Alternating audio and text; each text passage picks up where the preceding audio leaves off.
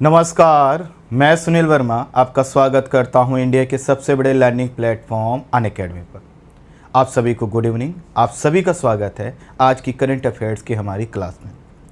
जैसा कि मैंने आपसे वादा किया था, आपसे प्रॉमिस किया था कि आने वाले समय में हम करंट अफेयर्स के अधिक से अधिक टॉपिक आपके साथ डिस्कस करेंगे, जिससे द हिंदू और इंडियन एक्सप्रेस का जो दबाव है उसको बिल्कुल ख़त्म ही किया जाए।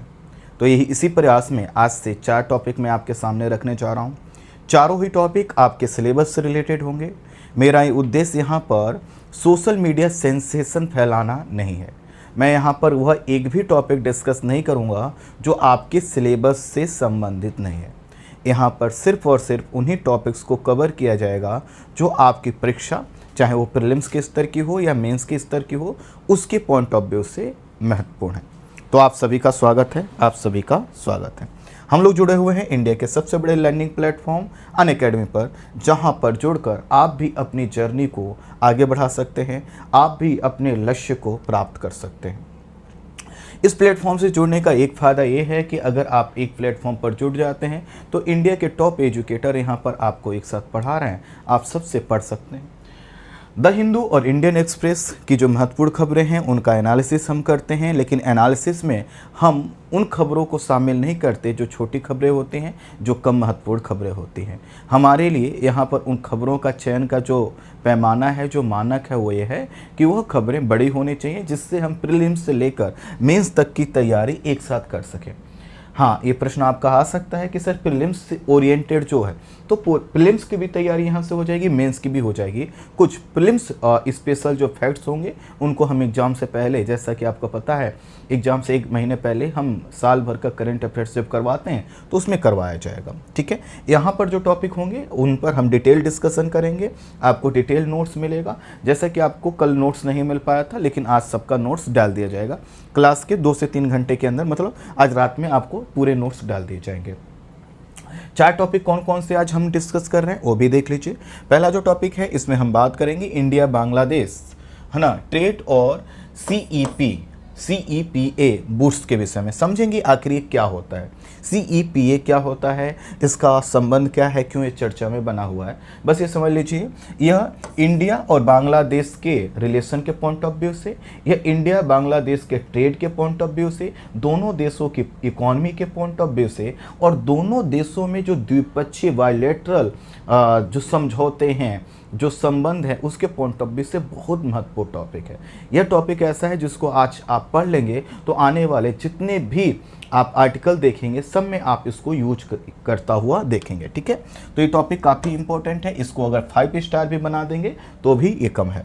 उसके बाद हम दूसरा टॉपिक बात करेंगे PM श्री योजना। देखेंगे कि PM श्री योजना के माध्यम से कैसे सरकार जो है कि स्कूलों का कायाकल्प करने का प्रयास कर रही है।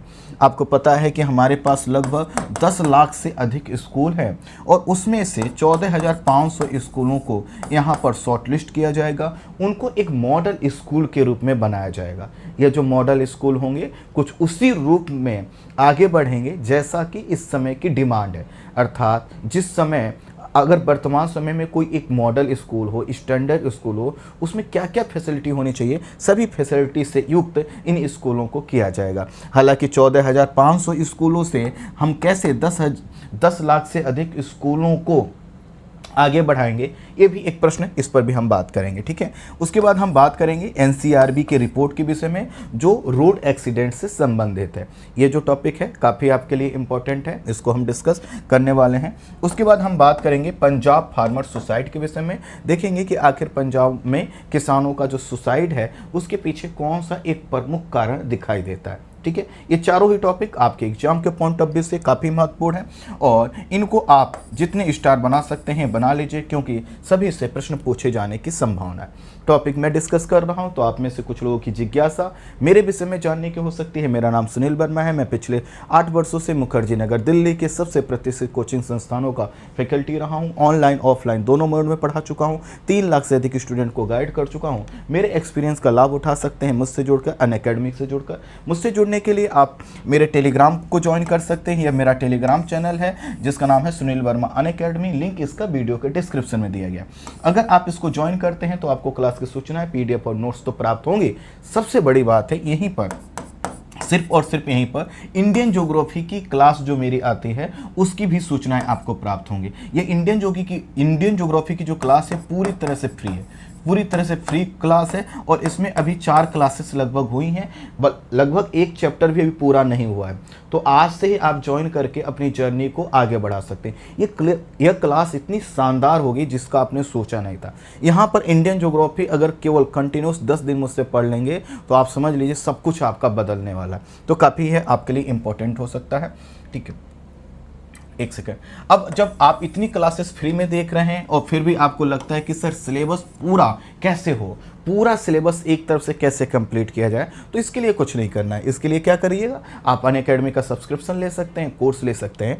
अनअकैडमी का सब्सक्रिप्शन कोई भी लेना हो, प्लस कोर्स क्या होता है, आइकॉनिक कोर्स क्या होता है, कितनी फी है, कितना कोर्स क्या बेनिफिट्स होता है, इस सब जानकारी आप मुझे मैसेज करके प्राप्त कर सकते हैं। कैसे, वीडियो के डिस्क्रिप्शन में दिए गए टेलीग्राम चैनल को ज्वाइन कर लीजिए। टेलीग्राम चैनल को जब आप ज्वाइन कर लेंगे तो मैं उसका एडमिन हूँ, मेरा फोटो लगा हुआ प्रोफाइल दिख जाएगा, उस पर मैसेज कर दीजिएगा कि सर हमें कोर्स की जानकारी चाहिए, हमारी टीम आपको जानकारी दे देगी।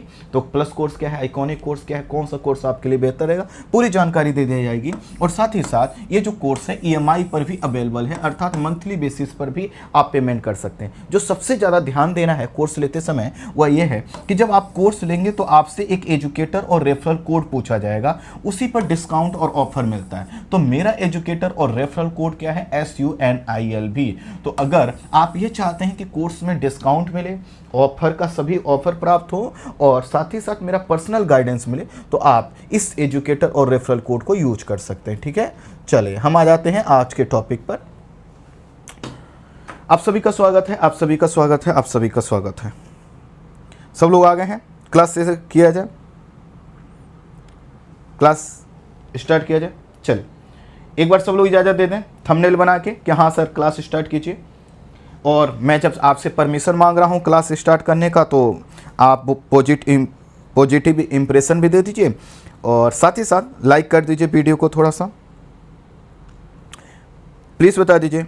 Okay, thank you thank you thank you. Good evening good evening good evening, नमस्कार नमस्कार नमस्कार। चलिए सेशन को स्टार्ट करते हैं। बहुत चारों टॉपिक बहुत अल्टीमेट हैं और अल्टीमेट तरीके से ही इसका डिस्कशन किया जाएगा। तो सेशन को अपने हिसाब से अपने दोस्तों के साथ, मित्रों के साथ लाइक और शेयर कर लीजिए। ठीक है, मैं सेशन को स्टार्ट कर रहा हूं। कोशिश करेंगे जल्दी से जल्दी चारों टॉपिक को कंप्लीट किया जाए। सबसे पहला टॉपिक जो है इंडिया बांग्लादेश के विषय में है। आपको पता है कि जो है कि बांग्लादेश की प्रधानमंत्री इस समय भारत दौरे पर हैं और यह दोनों ही देशों के पॉइंट ऑफ व्यू से इम्पोर्टेंट हो जाता है।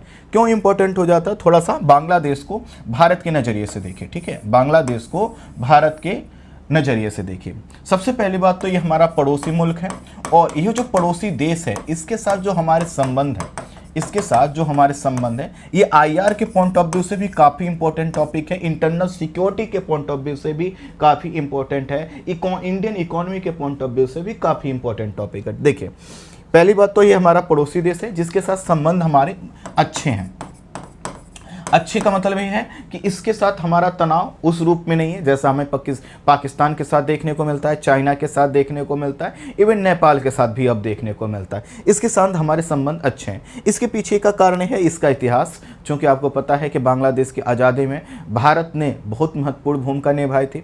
आज जो देश स्वतंत्र रूप में है उसमें बांग्लादेश के लोगों की अपना स्वतंत्रता का संघर्ष और साथ ही साथ भारत का सहयोग। अब जब से ये देश आज़ाद हुआ है तभी से हम ये प्रयास कर रहे हैं कि दोनों देशों के बीच में व्यापार बढ़े। अब इस व्यापार को बढ़ाने के लिए क्या है, हम लोगों ने कई तरह के समझौते किए हुए हैं। कई तरह के दोनों देशों में व्यापार संबंधी नियम हैं, नीतियां हैं, जिनके आधार पर दोनों देश क्या कर रहे हैं, अपनी अर्थव्यवस्था को आगे बढ़ाने का प्रयास कर रहे हैं। दोनों के साथ क्या है, दोनों ही आपको पता है विकासशील देश है और विकासशील देश होने के कारण दोनों ही स्थानों पर क्या है, काफ़ी ज़्यादा प्रोडक्शन होता है और डिमांड भी है। जैसे कि बांग्लादेश में भी जनसंख्या ज़्यादा है और भारत में भी ज़्यादा है, तो भारत के लोग ये प्रयास कर रहे हैं कि अधिक से अधिक सामान का निर्यात कहाँ पर किया जाए, बांग्लादेश को किया जाए। बांग्लादेश भी यही चाहता है कि अधिक से अधिक सामान उनका जो है कि पड़ोस में ही बिक जाए। जैसे आप जिस चीज़ का भी उत्पादन करते हैं, मान लेते हैं 100 आइटम्स आप बनाते हैं, आपको पता चले कि 90 आइटम्स तो आपके गाँव में ही बिक जाएगा, तो इससे क्या होगा, आपका ट्रांसपोर्टेशन कॉस्ट बच जाएगा और आपको पता होगा कि कितना प्रोडक्शन करना है, किस तरह से प्रोडक्शन करना है, क्या क्वालिटी रखना है, तो इससे क्या होगा, आपका व्यापार बढ़ेगा। ठीक यही कंडीशन यहाँ पर भी है। दूसरा, आपको पता है कि जो बांग्लादेश है यह और जो है कि भारत दोनों ही आतंकवाद की समस्या का सामना कर रहे हैं। दोनों ही देश जो है कि कट्टरता की बढ़ती हुई कट्टरता और आपसी तनाव का सामना कर रहे हैं। अर्थात दोनों ही देशों में कुछ ऐसे गुट हैं जो दोनों देशों को अशांत करना चाहते हैं। तो इस पॉइंट ऑफ व्यू से भी दोनों देशों का जो संबंध है महत्वपूर्ण हो जाता है। इसके अलावा चाइना का जो इम्पैक्ट है, चीन का जो इम्पैक्ट है, वह बांग्लादेश में भी बढ़ता रहा है। तो हमारे पास श्रीलंका एक पड़ोसी मुल्क था जो कि आप देख चुके हैं चाइना के बिल्कुल फेवर में जा चुका है। अब उसकी मजबूरी है, कुछ नहीं कर पा रहा है। नेपाल में भी यही कंडीशन है, पाकिस्तान में भी यही कंडीशन है। तो बढ़ता हुआ चाइना का जो इम्पैक्ट है वह भारत को और बांग्लादेश के संबंधों को प्रभावित कर रहा है। और बांग्लादेश भी इस चीज़ से परिचित है कि चाइना के साथ बढ़ती हुई उसकी जो नज़दीकियां हैं या चाइना का बढ़ता हुआ निवेश है वो उसके लिए खराब है। इसीलिए बांग्लादेश भी ये चाहता है कि भारत का निवेश क्या हो, बढ़े। इसके अलावा बांग्लादेश के और भारत के साथ जो जल को लेकर, अर्थात आपको पता है हमारी नदियाँ जो है कि मैदानी क्षेत्र से होते हुए बांग्लादेश में जाती हैं। आपको नदियों का नाम पता है। अब इन नदियों से हम यहाँ पर जल की उपलब्धता बांग्लादेश में कितनी होगी, जल कब कितना छोड़ा जाए, क्योंकि अगर हम ज़्यादा जल छोड़ देंगे तो क्या होगा, बांग्लादेश में बाढ़ आ जाती है। तो जल के पॉइंट ऑफ व्यू से, साथ ही साथ दोनों ही देशों की ऊर्जा की पूर्ति में हाइड्रो प्रोजेक्ट का भी इंपॉर्टेंट रोल है। दोनों ही देशों की कनेक्टिविटी का जो मुद्दा है, ये सभी मुद्दे यह इस टॉपिक से जुड़े हुए हैं और व्यापार तो केंद्र में है ही है। तो अगर हम भारत के नज़रिए से देखें तो भारत जो कुछ कर रहा है उसके पॉइंट ऑफ व्यू से बांग्लादेश इंपॉर्टेंट हो जाता है। जैसे हम नदियों पर ज़्यादा बांध नहीं बना सकते, बांग्लादेश का ऑब्जेक्शन आएगा।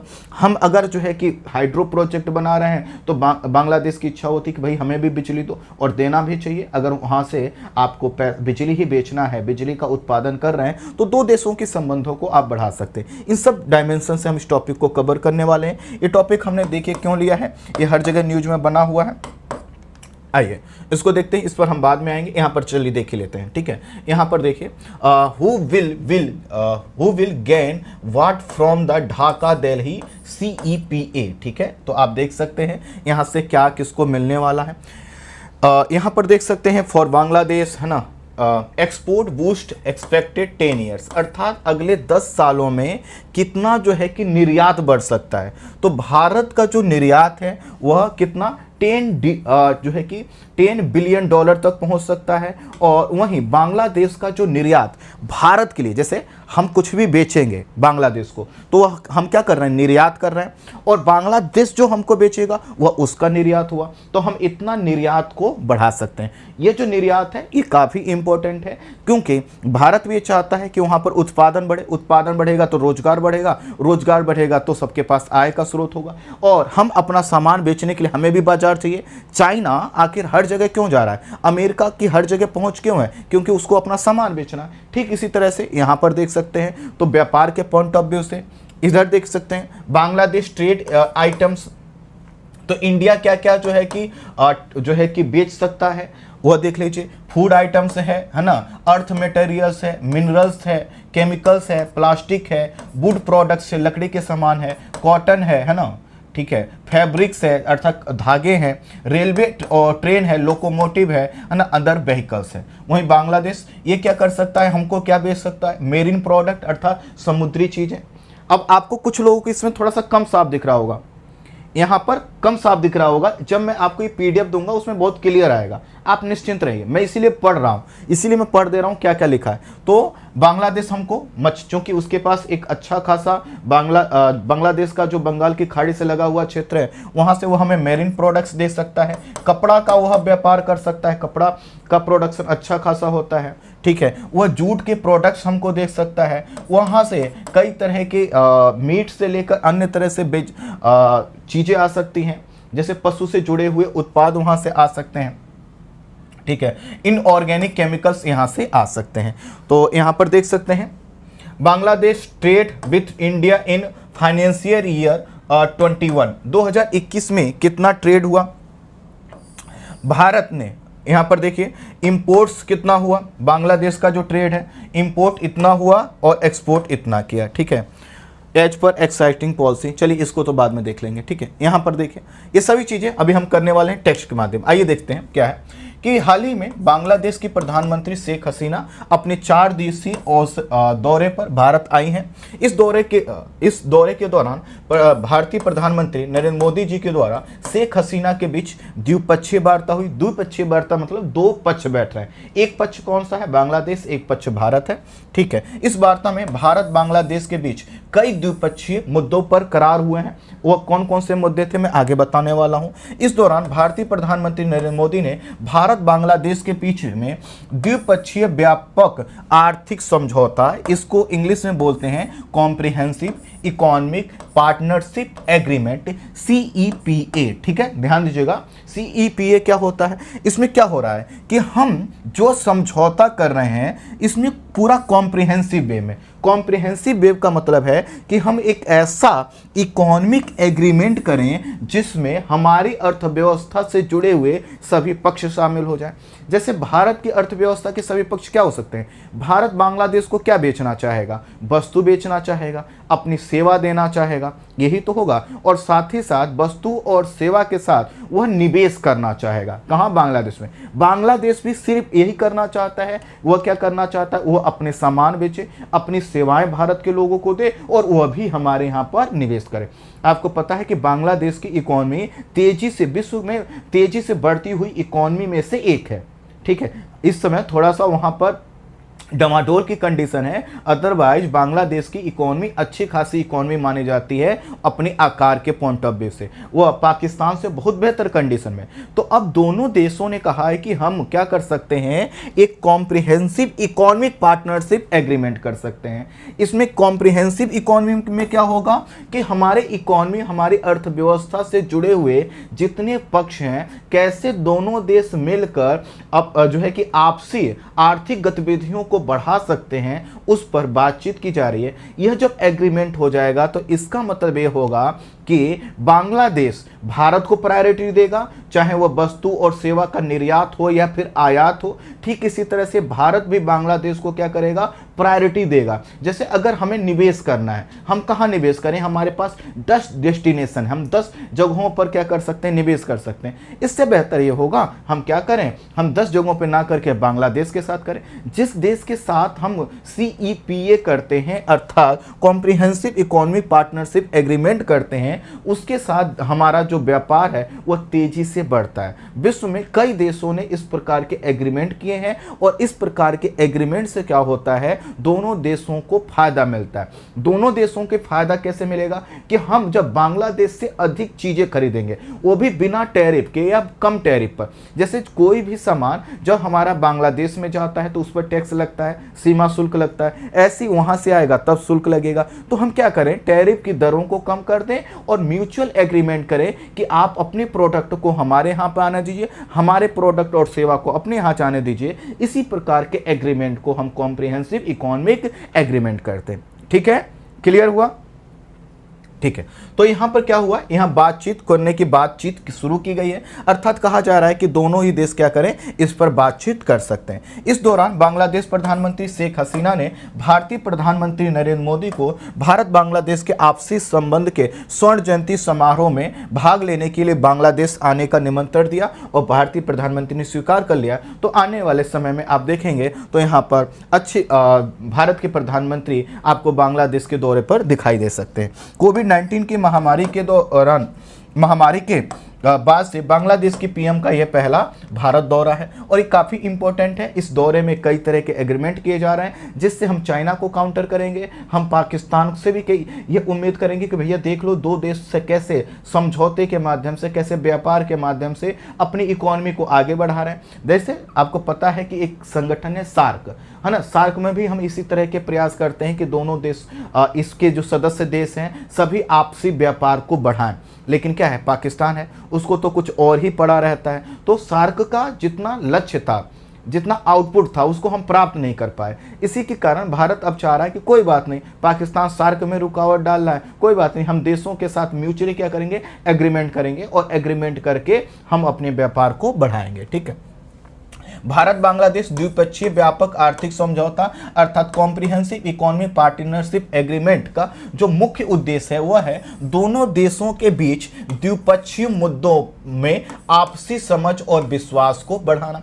ये आपसी समझ और विश्वास कैसे कि भैया आपसी समझ ये है कि हम क्या क्या उत्पादन करते हैं, आप क्या क्या उत्पादन करते हो, आपकी क्या जरूरत है, हमारी क्या जरूरत है, उसी के हिसाब से उत्पादन किया जाए, उसमें कोई रुकावट आए तो उसको दूर किया जाए और हमारा एक म्यूचुअल अंडरस्टैंडिंग क्या हो कि दोनों देशों को मिलजुल कर विकास करना है। जैसे आप क्या करते हो, आप पार्टनरशिप में कुछ स्टार्ट करते हो तो आपका क्या होता है कि भैया दोनों मिलजुल कर कमाते हैं, जिस फायदा जो होगा वो दोनों का होगा। इसी तरह से यहां पर किया जाएगा। पिछले कुछ दशकों से भारत बांग्लादेश द्विपक्षीय आर्थिक संबंध काफी अच्छे रहे। इस पारंपरिक संबंध को और मजबूत बनाने और इसको आगे बढ़ाने के लिए CEPA की नींव रखी है। भारत बांग्लादेश का दूसरा सबसे बड़ा व्यापारिक भागीदार है, अर्थात हमारा व्यापार इससे पहले से अच्छा है, हम इसको और क्या कर सकते हैं, बेहतर कर सकते हैं। भारत बांग्लादेश के बीच CEPA पर अनौपचारिक जो बातचीत है वर्ष 2018 में शुरू हुई, जो बांग्लादेश में चीन का जो बढ़ता हुआ निवेश है उसको काउंटर करने के लिए। देखिए बांग्लादेश को भी फंड की जरूरत है, निवेश की जरूरत है, ताकि वह अपने यहाँ के अधिक से अधिक लोगों को रोजगार दे सके, अधिक से अधिक उत्पादन कर सके, अपनी इकोनॉमी को तेजी से आगे बढ़ा सके। ऐसे में चाइना क्या होता है, पैसा लेकर खड़ा है। चाइना तो चाहता यही है कि भारत से लगे जितने भी देश हैं उनको जब वो पैसा मांगे तो कम से कम दर पर, कम से कम ब्याज पर वो पैसा देता है, निवेश करवाता है, और बांग्लादेश में अच्छा खासा उसने निवेश कर रखा है। और इसी के कारण भारत ने ये सोचा कि अगर दोनों देशों में CEPA का एग्रीमेंट अगर ये हो जाएगा तो इससे क्या होगा, दोनों देश एक म्यूचुअल अंडरस्टैंडिंग के तहत चाइना से अपनी एक दूरी बनाकर रखेंगे, क्योंकि चाइना से बढ़ती हुई बांग्लादेश में नजदीकियां हमारे लिए दो तरफा चुनौती उत्पन्न कर सकती हैं। क्योंकि पाकिस्तान में तो हमने देखा ही है कि वो ग्वादर बंदरगाह से लेकर हर जगह पर कैसे उसने चाइना पाकिस्तान इकोनॉमिक कॉरिडोर के माध्यम से किस तरह से भारत को घेरने का प्रयास किया है। श्रीलंका में उसका प्रेजेंस है, म्यांमार में उसका प्रेजेंस बना हुआ है। ठीक है, CEPA की भूमिका इस मायने में भी थी कि भारत बांग्लादेश व्यापार जो अब तक दक्षिण एशियाई मुक्त व्यापार क्षेत्र के तहत होती थी, कमजोर पड़ना। अर्थात आपको पता है कि दक्षिण एशियाई मुक्त सार्क का जो हमारा एग्रीमेंट है, जिसमें हमने कहा था कि दक्षिण एशिया के देश आपस में फ्री ट्रेड करेंगे। अब फ्री ट्रेड का मतलब ऐसा नहीं कि पैसा नहीं लगेगा, फ्री ट्रेड का मतलब यह है, मान ले 4 देशों ने फ्री ट्रेड किया, आपस में फ्री ट्रेड एग्रीमेंट किया, तो इसका मतलब है कि जब ये आपस में क्या करेंगे,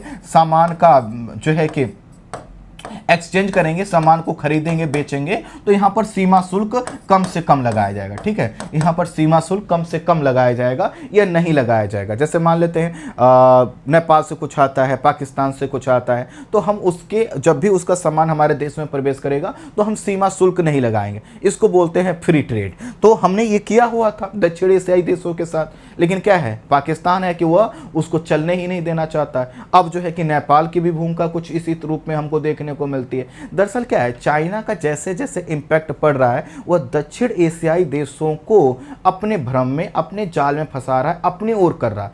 ऐसे में भारत के लिए इंपॉर्टेंट हो जाता है कि भाई एक देश या 2 देश, 4 देश, जितने देशों के साथ हमारे जितने बेहतर संबंध हो सकते हैं उतना ही अच्छा है। तो इसी में CEPA को हमारे लिए क्या है, इंपॉर्टेंट माना जा रहा है। वर्ष 2019 में बांग्लादेश की प्रधानमंत्री शेख हसीना की भारत यात्रा के दौरान CEPA में प्रवेश करने के लिए संभावनाओं पर अध्ययन करने के लिए एक समिति तैयार की गई थी। अर्थात जब वो वर्ष 2019 में आई थी तभी हम लोगों ने एक कमेटी का गठन किया था कि भाई बताओ कि कैसे भारत और बांग्लादेश दोनों इस एग्रीमेंट के माध्यम से अपने डेवलपमेंट को, अपने यहाँ पे प्रोडक्शन को, अपने यहाँ के लोगों के जीवन स्तर को बेहतर कर सकते हैं। वर्ष 2021 के मार्च में भारत प्रधानमंत्री नरेंद्र मोदी के बांग्लादेश दौरे के दौरान दोनों के बीच में CEPA को आगे बढ़ाने पर जोर दिया गया। अर्थात दोनों पक्षों ने कहा कि अब CEPA को हम बातचीत के स्तर से आगे बढ़ाते हुए एग्रीमेंट में कन्वर्ट करते हैं। भारत बांग्लादेश व्यापार को देख लीजिए। भारत बांग्लादेश के लिए 2021-22 के दौरान दक्षिण एशिया में भारतीय निर्यात के लिए सबसे बड़ा देश था। तो दक्षिण एशिया में किसके साथ हम सबसे ज्यादा निर्यात करते हैं, बांग्लादेश के साथ। वित्त वर्ष 2021 के दौरान भारतीय निर्यात बांग्लादेश को इतने बिलियन डॉलर था, जो 2021-22 में इतने डॉलर का हो गया है ना। वित्त वर्ष 2021-20 और 2021-22 के दौरान भारत बांग्लादेश द्विपक्षीय व्यापार में लगभग 44% वृद्धि। अब आप देख सकते हैं कोविड के बाद दोनों ही देशों ने अपने यहाँ पर तेजी से एक दूसरे के व्यापार को प्रमोट किया है, एक दूसरे के साथ व्यापार को बढ़ाया, और यही पड़ोसी होने का फायदा भी है। अगर जैसे आप इसमें देखिए, अगर भारत बांग्लादेश को जैसे आप देख रहे हैं ना, इसको समझने के लिए आप समझिए यूएसए और कनाडा को। आपको पता है यूएसए और कनाडा की जो बाउंड्री है वो 49 डिग्री अक्षांश रेखा के द्वारा निर्धारित होती है। वहां पर इस प्रकार की कोई फेंसिंग नहीं है, इस प्रकार का अवरोध नहीं है। दोनों क्या करते हैं, बहुत स्मूथली खूब ढेर सारा व्यापार करते हैं, दोनों देशों को लाभ होता है। सामान हम दूर बेचने जाएंगे तो हमारी कॉस्ट क्या होगी, बढ़ेगी, हमारे लिए कई तरह की चुनौतियां होंगी। अच्छा है कि दोनों देश मिलकर क्या करें, व्यापार करें, और यही चीज होती रही है। ठीक है, 2020-21 के दौरान द्विपक्षीय व्यापार में 10.78 बिलियन डॉलर था, है ना, जो 2021-22 के दौरान इतने डॉलर का हो गया। दो पक्षी मतलब दोनों देशों ने मिलकर इतने का व्यापार किया।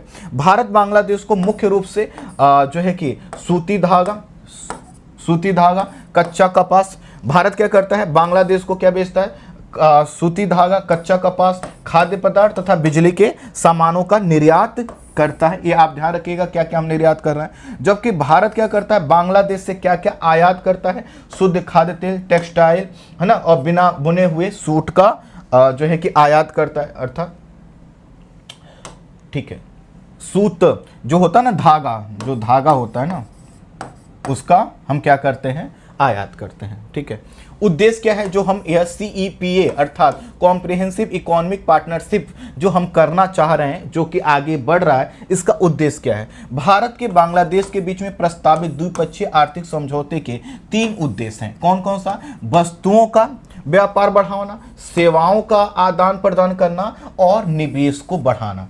तो ये जो CEPA होगा, इससे क्या होगा, दोनों देश एक दूसरे को अधिक से अधिक वस्तुओं का व्यापार करेंगे, एक दूसरे के साथ सेवाओं का आदान प्रदान। जैसे मान लेते हैं, आपने देखा है हमारे पास जो है कि कई प्रकार की सॉफ्टवेयर से जनरेटेड सेवाएं हैं, टेली मेडिसिन से संबंधित सेवाएं हैं, हर जगह तो सेवा ही है।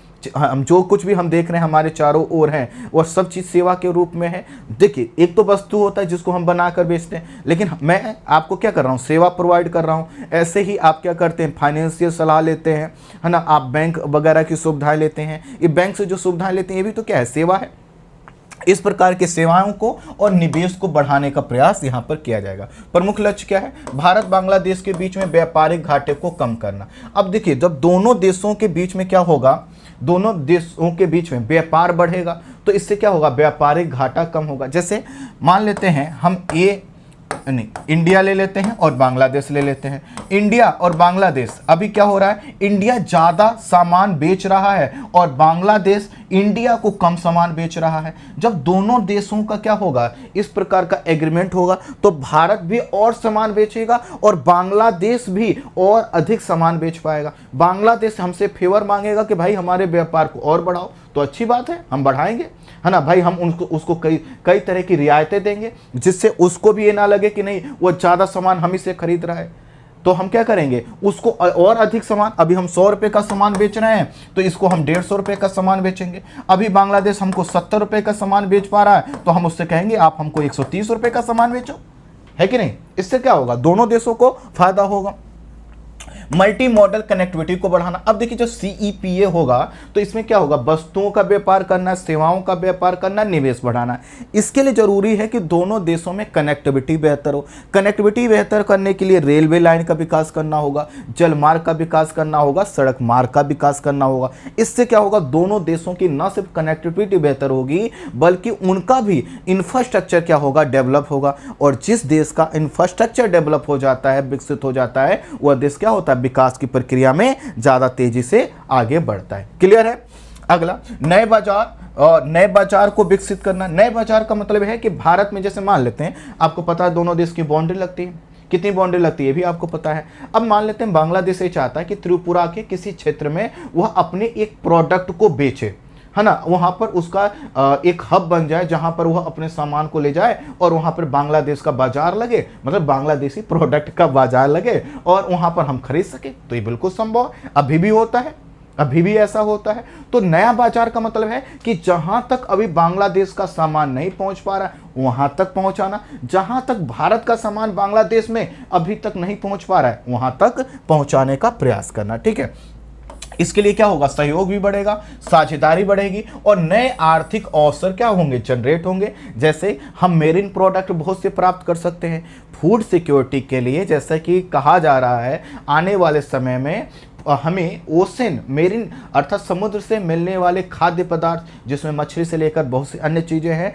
इन पर हमारी डिपेंडेंसी बढ़ेगी। बांग्लादेश अच्छा खासा उत्पादन कर रहा है तो इसमें हम सहयोग बढ़ा सकते हैं। ध्यान दीजिएगा, दोनों देशों में कई तरह की प्राकृतिक आपदाएं सेम तरह की आती हैं। जैसे जब चक्रवात आता है तो हमारे यहाँ पश्चिम बंगाल को भी प्रभावित करता है तो बांग्लादेश को भी प्रभावित करता है। तो हम दोनों ही मिलकर क्या कर सकते हैं, कैसे ऐसी कनेक्टिविटी बनाए, कैसे ऐसा निवेश का मॉडल अपनाएं जिससे वहां पर भी हम डेवलपमेंट कर सकें और जो हमारे ऊपर डिजास्टर का, आपदाओं का प्रभाव पड़ता है उसको न्यूनतम कर सकें। ठीक है, रेलवे की सुविधा को बढ़ाना, बुनियादी ढांचे का विकास करना। बुनियादी ढांचे में क्या होगा, जब भारत वहां पर निवेश करेगा तो कंपनी बनाएगा, कंपनी बनाएगा तो क्या करेगा, प्रोडक्शन करेगा, प्रोडक्शन करने के लिए वहां पर इंफ्रास्ट्रक्चर बनाएगा, वहां पर बिजली की कनेक्टिविटी, रोड की कनेक्टिविटी, पानी की उपलब्धता, सभी चीजें क्या होंगी, बेहतर होंगी। ठीक है, इसी तरह से बंदरगाहों का विकास किया जाएगा। मल्टी मॉडल परिवहन, मल्टी मॉडल का मतलब है सिर्फ रेल के माध्यम से नहीं, सिर्फ सड़क के माध्यम से नहीं, सिर्फ समुद्री रास्ते से नहीं, आंतरिक जलमार्ग और एयर कनेक्टिविटी के माध्यम से भी क्या होगा, दोनों देश एक दूसरे के करीब आएंगे। इससे सीमा हाट की सुविधा का विस्तार होगा। सीमा हाट क्या होता है कि जैसे हमारा और बांग्लादेश का जो सीमा लगती है वहां पर कुछ जगहों पर हाट लगते हैं जहां पर भारत के लोग अपने सामान लेके आते हैं, बांग्लादेश के लोग अपने सामान लेकर आते हैं, वहां पर बिकता है। तो ऐसे हाट का और विकास किया जाएगा। जैसे आपने देखा हो ना कि गांव के हाट लगते हैं, बाजार लगते हैं, शनिवार को, सोमवार को, ऐसे आपने देखे होंगे आपके यहाँ लगते हैं। ठीक इसी तरह के हाट का विकास और होगा। इससे क्या होगा, भारत के लोग अपना अधिक सामान बांग्लादेश के लोगों को, बांग्लादेश के लोग हमको सामान बेच सकेंगे। ठीक है, हरित प्रौद्योगिकी, क्योंकि ग्रीन टेक्नोलॉजी आज की जरूरत है, रिन्यूएबल एनर्जी ये वर्तमान समय की आवश्यकता है। अगर हमें अपना डेवलपमेंट करना है तो बिना रिन्यूएबल एनर्जी, ग्रीन टेक्नोलॉजी के नहीं कर सकते, क्योंकि अगर हम परंपरागत टेक्नोलॉजी से डेवलपमेंट करेंगे, विकास का रास्ता चुनेंगे तो उससे क्या होगा, इन्वायरमेंटल पोल्यूशन है ना, वाटर पोल्यूशन, सॉइल पोल्यूशन, कई तरह की समस्याएं आएंगी। इसलिए यहाँ पर प्रयास किया जा रहा है ऐसी टेक्नोलॉजी को अपनाना जो अधिक दक्ष हो। जैसे भारत भी क्या कर रहा है, ग्रीन टेक्नोलॉजी को। अब हमारे यहाँ पर देखिए, आप बसों को ले लीजिए, गाड़ियों को ले लीजिए, इलेक्ट्रिकल व्हीकल हम कितना बना रहे हैं, ये क्या है, ग्रीन टेक्नोलॉजी का ही तो एग्जाम्पल है। तो अभी बांग्लादेश के पास इतना निवेश है नहीं। एक सेकंड देखिए, मुझे थोड़ा सा पानी पी लेने दीजिए, थोड़ा पानी पी लेने दीजिए।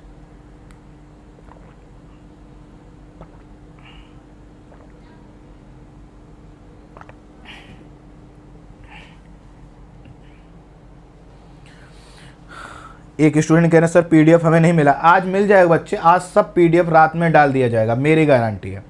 आज सभी पीडीएफ डाल दिया, एक दो दिन का नहीं मिल पाया है, मैं डाल दूंगा आज। ठीक है, यहाँ पर है, ये टॉपिक तैयार करने में, लिखने में बहुत समय लगता है, आप समझिए, इस वजह से।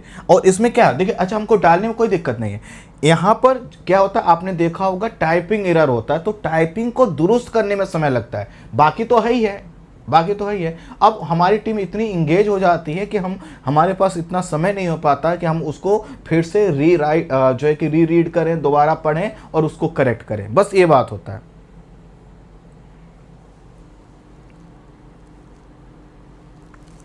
ठीक है, आगे बढ़िए।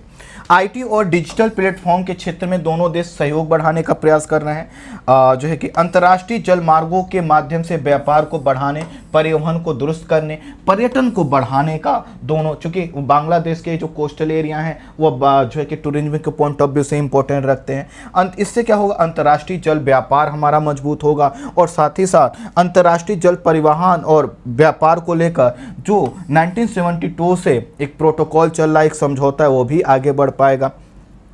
जैसे कि 2015 में भी हमने कोस्टल एरिया के डेवलपमेंट के लिए हम लोगों ने समझौता किया है, तो इस समझौते को भी आगे बढ़ाया जा सकेगा, अर्थात एक समझौते से कई रास्ते खुलेंगे। ठीक है, सीएपी के संभावित लाभ क्या होंगे। सीएपी के तहत भारत बांग्लादेश के बढ़ते द्विपक्षीय व्यापार की आयात निर्यात और विनिमयों सहित दोनों देशों के बीच में व्यापार व्यवस्था को नई आयाम मिलेगा। अर्थात जब दोनों ही देश अधिक व्यापार करेंगे, अधिक उत्पादन करेंगे, अधिक आपूर्ति करेंगे, तो दोनों ही देशों के अधिक से अधिक लोगों को रोजगार मिलेगा, दोनों ही देशों की जीडीपी आगे बढ़ेगी। जीडीपी और लोगों के रोजगार बढ़ने से क्या होगा, सब तक पैसा आएगा तो जीवन स्तर जो है बेहतर होगा। और दोनों ही देश जो है कि अभी आपको पता है कि मध्यम मानव विकास वाले देशों में आते हैं। अर्थात हमारे यहाँ पर जो मानव विकास का स्तर है, अगर हम HDI के पॉइंट ऑफ व्यू से देखें तो वो दोनों देशों का क्या होगा, बेहतर होगा। इसके तहत भारत जो है कि बांग्लादेश द्विपक्षीय व्यापार 40 अरब अमेरिकी डॉलर तक बढ़ने की संभावना है। तो आने वाले समय में दोनों देशों का व्यापार बढ़ पाएगा। इससे भारत बांग्लादेश CAP के तहत, कनेक्टिविटी के तहत एक समूह तैयार करेगा जो एशियाई राजमार्ग नेटवर्क के तहत बिमस्टेक के कॉन्सेप्ट को आगे बढ़ाएगा। देखिए इसमें क्या है, बिमस्टेक क्या है, bay of Bengal initiative for multi sectoral technical and economic cooperation. ठीक है, तो इसमें क्या है, बिमस्टेक क्या है, बांग्लादेश, भारत, बर्मा, श्रीलंका, थाईलैंड, भूटान, नेपाल, इनमें आपस में व्यापार बढ़ाने का, कनेक्टिविटी बनाने का। Bay of Bengal initiative for multi sectoral technical and economic cooperation, अर्थात हम क्या करेंगे, मल्टी सेक्टर में जो है कि तकनीकी और आर्थिक जो है कि संबंधों को, आर्थिक आयाम को हम एक नया स्टेज देना चाहते हैं। हम जो व्यापार है, जो अर्थव्यवस्था है, उसको कनेक्ट करना चाहते हैं। तो इससे क्या होगा, जब हम बांग्लादेश के साथ जुड़ जाएंगे तो म्यांमार के साथ भी तो जुड़ जाएंगे, और बांग्लादेश और म्यांमार के साथ जुड़ गए हैं तो भूटान से भी जुड़ जाएंगे, नेपाल से भी जुड़ जाएंगे,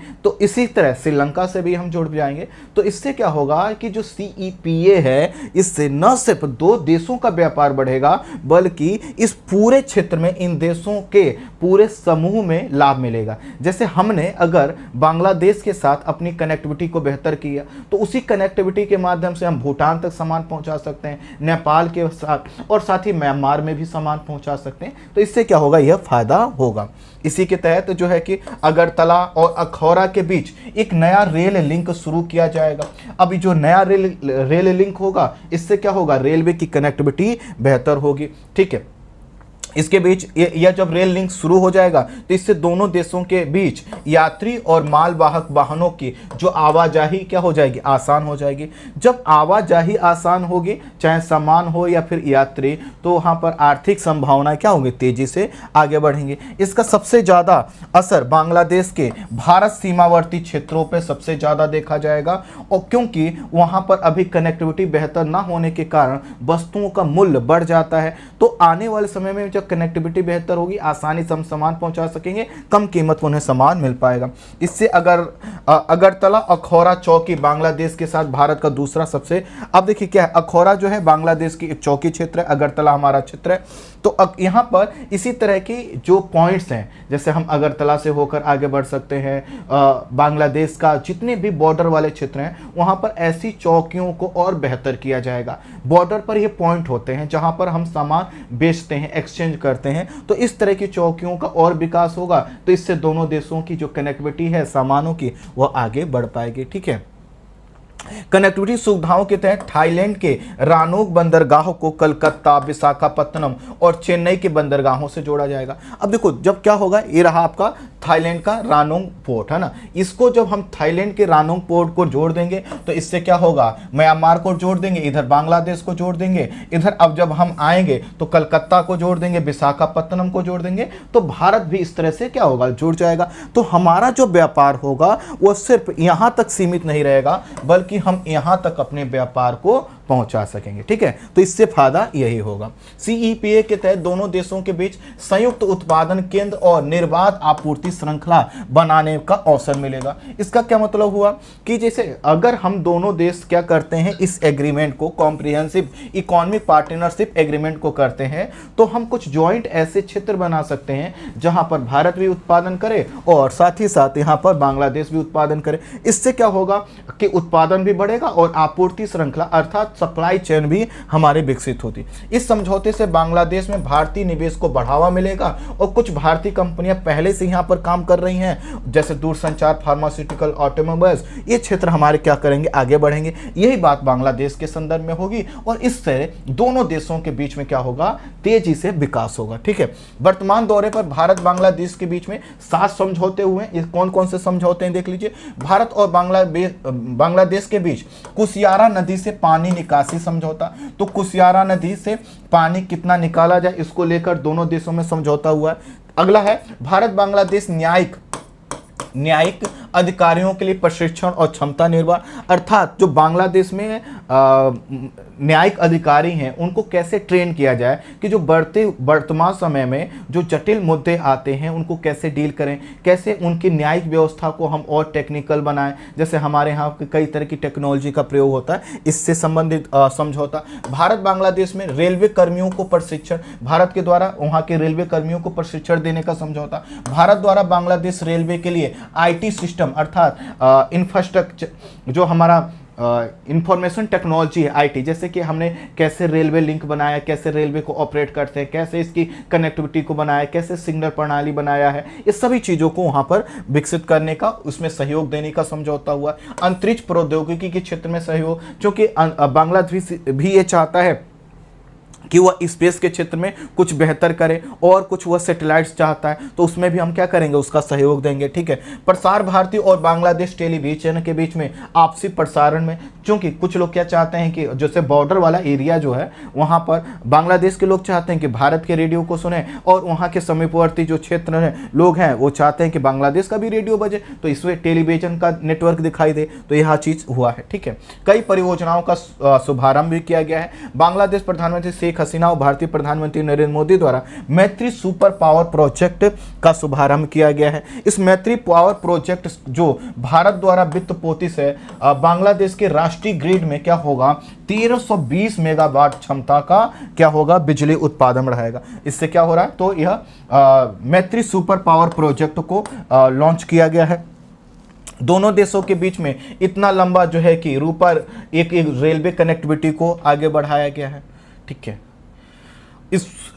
इसके अलावा अभी जो है कि भारत और बांग्लादेश के बीच में 4 सीमा हाट हैं, और जो सीमा हाट हैं कहाँ पर है, मेघालय में है, त्रिपुरा में है। इनकी संख्या को बढ़ाने का प्रयास किया गया है। इस समझौते का जो नवीनीकरण है अप्रैल 2017 में प्रधानमंत्री शेख हसीना के भारत यात्रा के दौरान किया गया था। तो सीमा हाट जो है कि पहले से जो बने हुए हैं उनकी संख्या और बढ़ाई जाएगी, अर्थात बांग्लादेश सीमा पर और 4 जो है कि सीमा हाट स्थापित करने की, भारत और बांग्लादेश की सीमा पर, और सीमा हाट जो पहले से बने हुए हैं उसको बनाने की बात की गई है। सीमा हाट का जो उद्देश्य हुआ क्या है, भारत बांग्लादेश के बीच में छोटे छोटे जरूरत के सामानों का सुलभता पूर्वक उपलब्ध करवाना। जैसे हमने देखा है कि हमारे यहाँ पर जो हाट लगता है वहाँ पर क्या होता है, हमारी आम जरूरत की चीज़ें मिल जाती हैं, वही यहाँ पर मिल पाएंगे। तो पहला बताइए, पहला टॉपिक क्लियर हुआ कि नहीं, हमारा पहला टॉपिक क्लियर हुआ कि नहीं, समझ पाए कि नहीं, CEPA समझ पाए कि नहीं, हम लोग CEPA समझ पाए कि नहीं, कॉम्प्रिहेंसिव इकोनॉमिक पार्टनरशिप समझ पाए कि नहीं।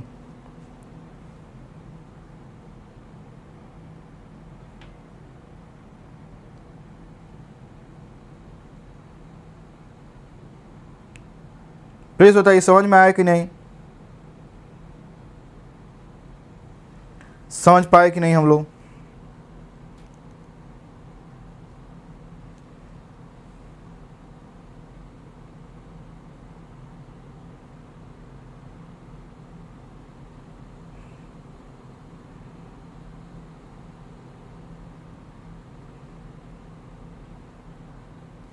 जिन लोगों ने देखो बाद में ज्वाइन किया होगा ना, थोड़ा सा, दिव्यांशी जी कह रहे हैं कुछ ना क्लियर हुआ, दिव्यांशी जी 0 SSC। अच्छा बच्चों, ऐसा तो नहीं होगा कि मैं पढ़ाऊं और ना क्लियर हो, लेकिन अगर आपने बाद में ज्वाइन किया होगा तो हो सकता है CEPA, चूंकि मैं जब स्टार्टिंग में समझा रहा था तो हो सकता आप ना रहे हों, तो एक बार देख लीजिएगा।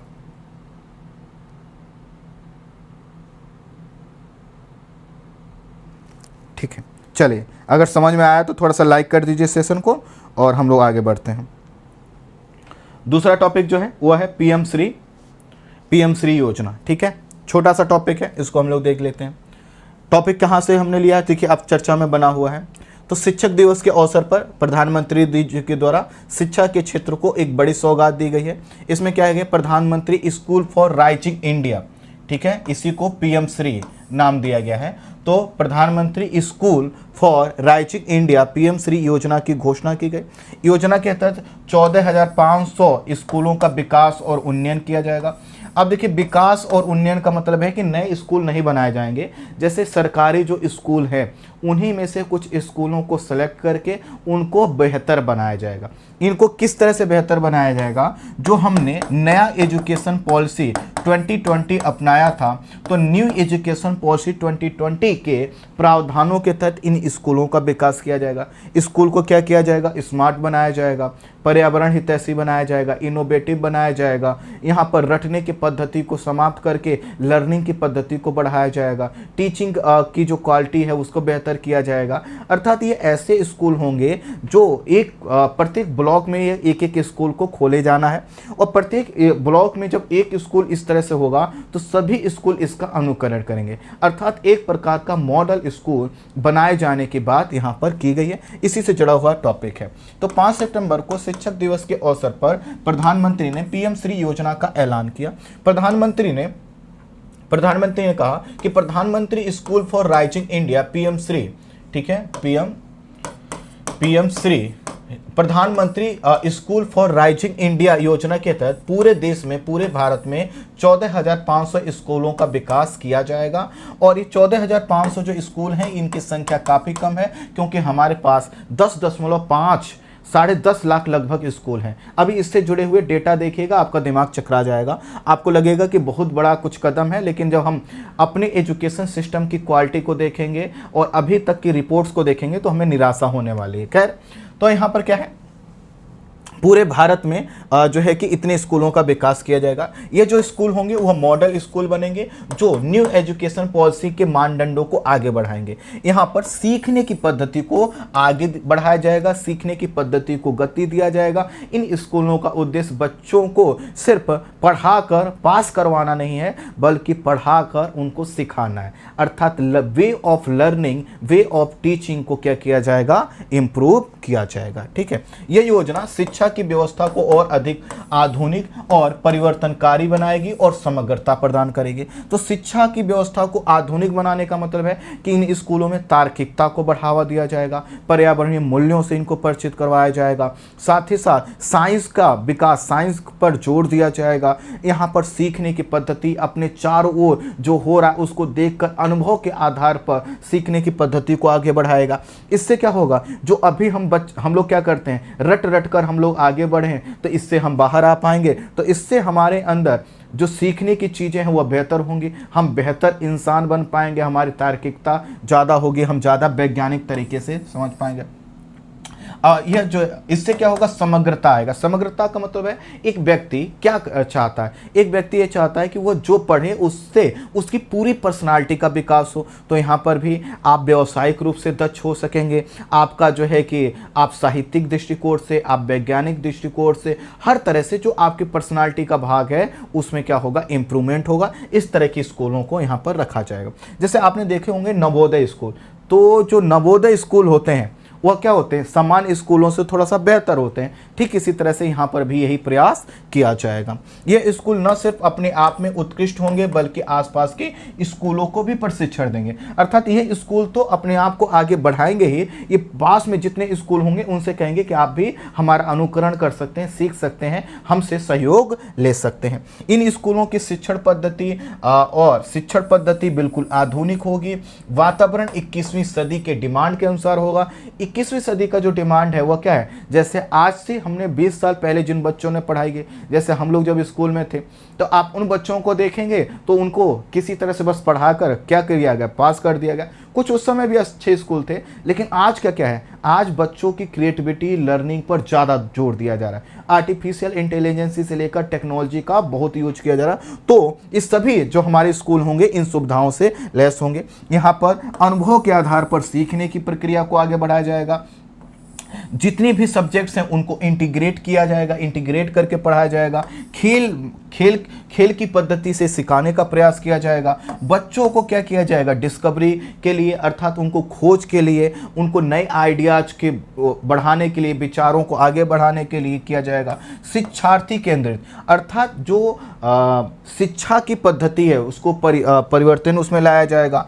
लचीली और मनोरंजक शिक्षा पद्धति को आगे बढ़ाया जाएगा। यह स्कूल बच्चों की दक्षता बढ़ाने पर फोकस करेंगे कि बच्चों को क्लास में उत्तीर्ण करवाने, अर्थात इनका मतलब यह है कि बच्चों का स्किल को डेवलप करो, उनकी पर्सनालिटी को डेवलप करो, न सिर्फ उनको पास करवाओ। तो अभी तक जो सिर्फ उत्तीर्ण करवाने की, पास करवाने की जो पद्धति है उससे इन स्कूलों को दूर रखा जाएगा। इन स्कूलों को प्रयोगशालाओं, स्मार्ट तकनीकी, खेल उपकरणों आदि जैसी आवश्यक सुविधाओं से सुसज्जित किया जाएगा। यह जो स्कूल हैं इनमें जल संरक्षण को बढ़ावा दिया जाएगा, क्योंकि अगर जल संरक्षण के कॉन्सेप्ट को हम स्कूल के स्तर पर अप्लाई करते हैं तो बच्चे अपने यहाँ पर जब वह सीखेंगे, आगे बढ़ेंगे तो अपने आप वह जल संरक्षण को बढ़ाएंगे। यहाँ पर अपशिष्ट पुनर्चक्रण अर्थात जो वेस्ट मैनेजमेंट है, रिसाइकिल है, उसको बढ़ावा दिया जाएगा। यहाँ पर जो स्कूल होंगे इनको अधिक ऊर्जा दक्ष बनाया जाएगा, जैसे कि वहाँ पर सोलर जो हीट है, सोलर हीट है वो आ सके, है ना, खुली हुई रोशनी आ सके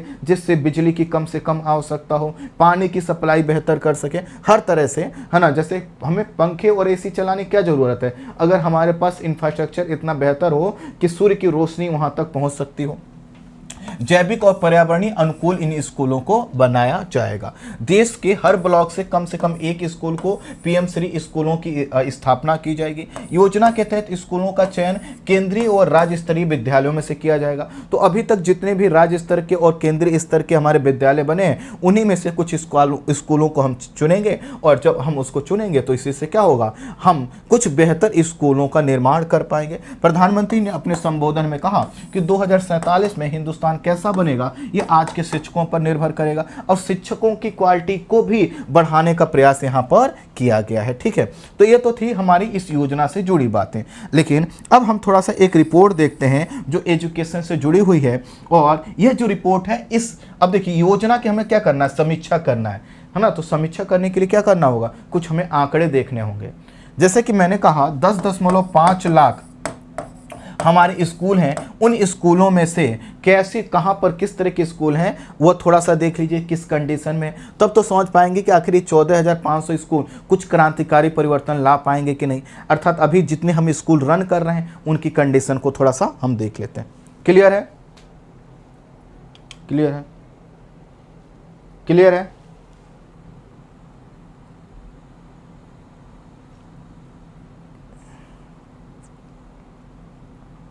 यहाँ पे पढ़ाई के अलावा बाकी सब कुछ चल रहा है।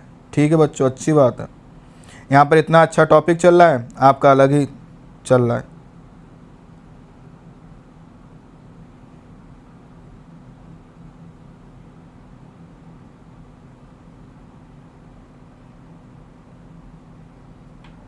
चलो ठीक है,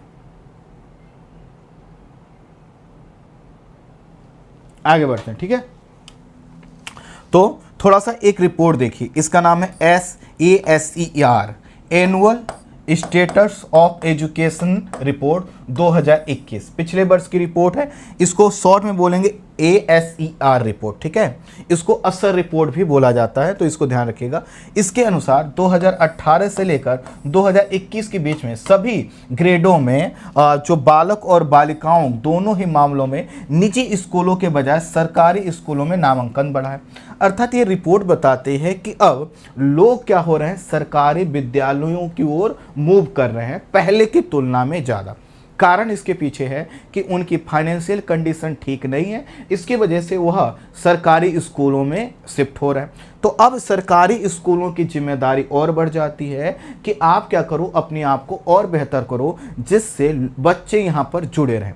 देखिए, जब हम स्कूल रन कर रहे हैं तो हमारी जिम्मेदारी क्या होना चाहिए, अधिक से अधिक बच्चों तक अधिक से अधिक बेहतर तरीके का शिक्षा उपलब्ध करवाना। तो ASER की रिपोर्ट या असर की रिपोर्ट ये कह रही है कि भैया कि अब नामांकन सरकारी स्कूलों में बढ़ा है, तो सरकारी स्कूलों की जिम्मेदारी और बढ़ गई है कि कि वह और बेहतर प्रयास करके इन बच्चों की, चूंकि संख्या अब अधिक है, तो इन बच्चों को सरकारी स्कूलों में सीमित रखें, जिससे इनके पेरेंट्स के ऊपर भी दबाव ना पड़े। पेरेंट्स आखिर सरकारी स्कूलों से निजी स्कूलों में बच्चों को क्यों शिफ्ट करते हैं? उनको लगता है पढ़ाई नहीं हो रही। तो अगर हम थोड़ा सा इस चीज़ को ध्यान दें कि कोविड के बाद जो पेरेंट्स हैं उनकी आर्थिक स्थिति कमज़ोर हुई है, ऐसे में जब पेरेंट्स अपने बच्चों को सरकारी स्कूल में नाम लिखवा रहे हैं, तो सरकारी स्कूल थोड़ा सा अपनी क्वालिटी को और बेहतर करेंगे तो अधिक बच्चों तक बेहतर शिक्षा पहुंच पाएगी।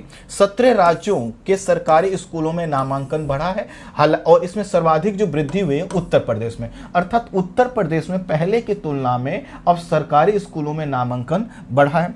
और नागालैंड और मणिपुर में सरकारी स्कूलों में नामांकन घटा भी है। ठीक है, ASER की रिपोर्ट 2021 वाली जो कहती है, इन्होंने पश्चिम बंगाल, छत्तीसगढ़ और कर्नाटका के में लर्निंग लेवल का परीक्षण किया, और लर्निंग लेवल का परीक्षण करके ये देखा कि सीखने की जो कैपेसिटी है बच्चों की, उस पर समस्या है। अर्थात बच्चे सीख कम रहे हैं, वो रटने की पद्धति पर ज्यादा भरोसा कर रहे हैं। और इसी के आधार पर, चूंकि ऐसी रिपोर्टें हर बार आती रहती है, हर वर्ष आती रहती है, तो इसी के आधार पर यह कहा गया है कि यही संभावना अन्य राज्यों के संदर्भ में भी है। अर्थात जो हमारे सरकारी स्कूल हैं, वहां पर सीखने से ज्यादा रटाने पर काम किया जा रहा है, जो हमारे शिक्षा का एक ड्रॉबैक है। इसके अलावा सभी सरकारी स्कूलों में केवल 12% स्कूल में ही इंटरनेट की सुविधा है।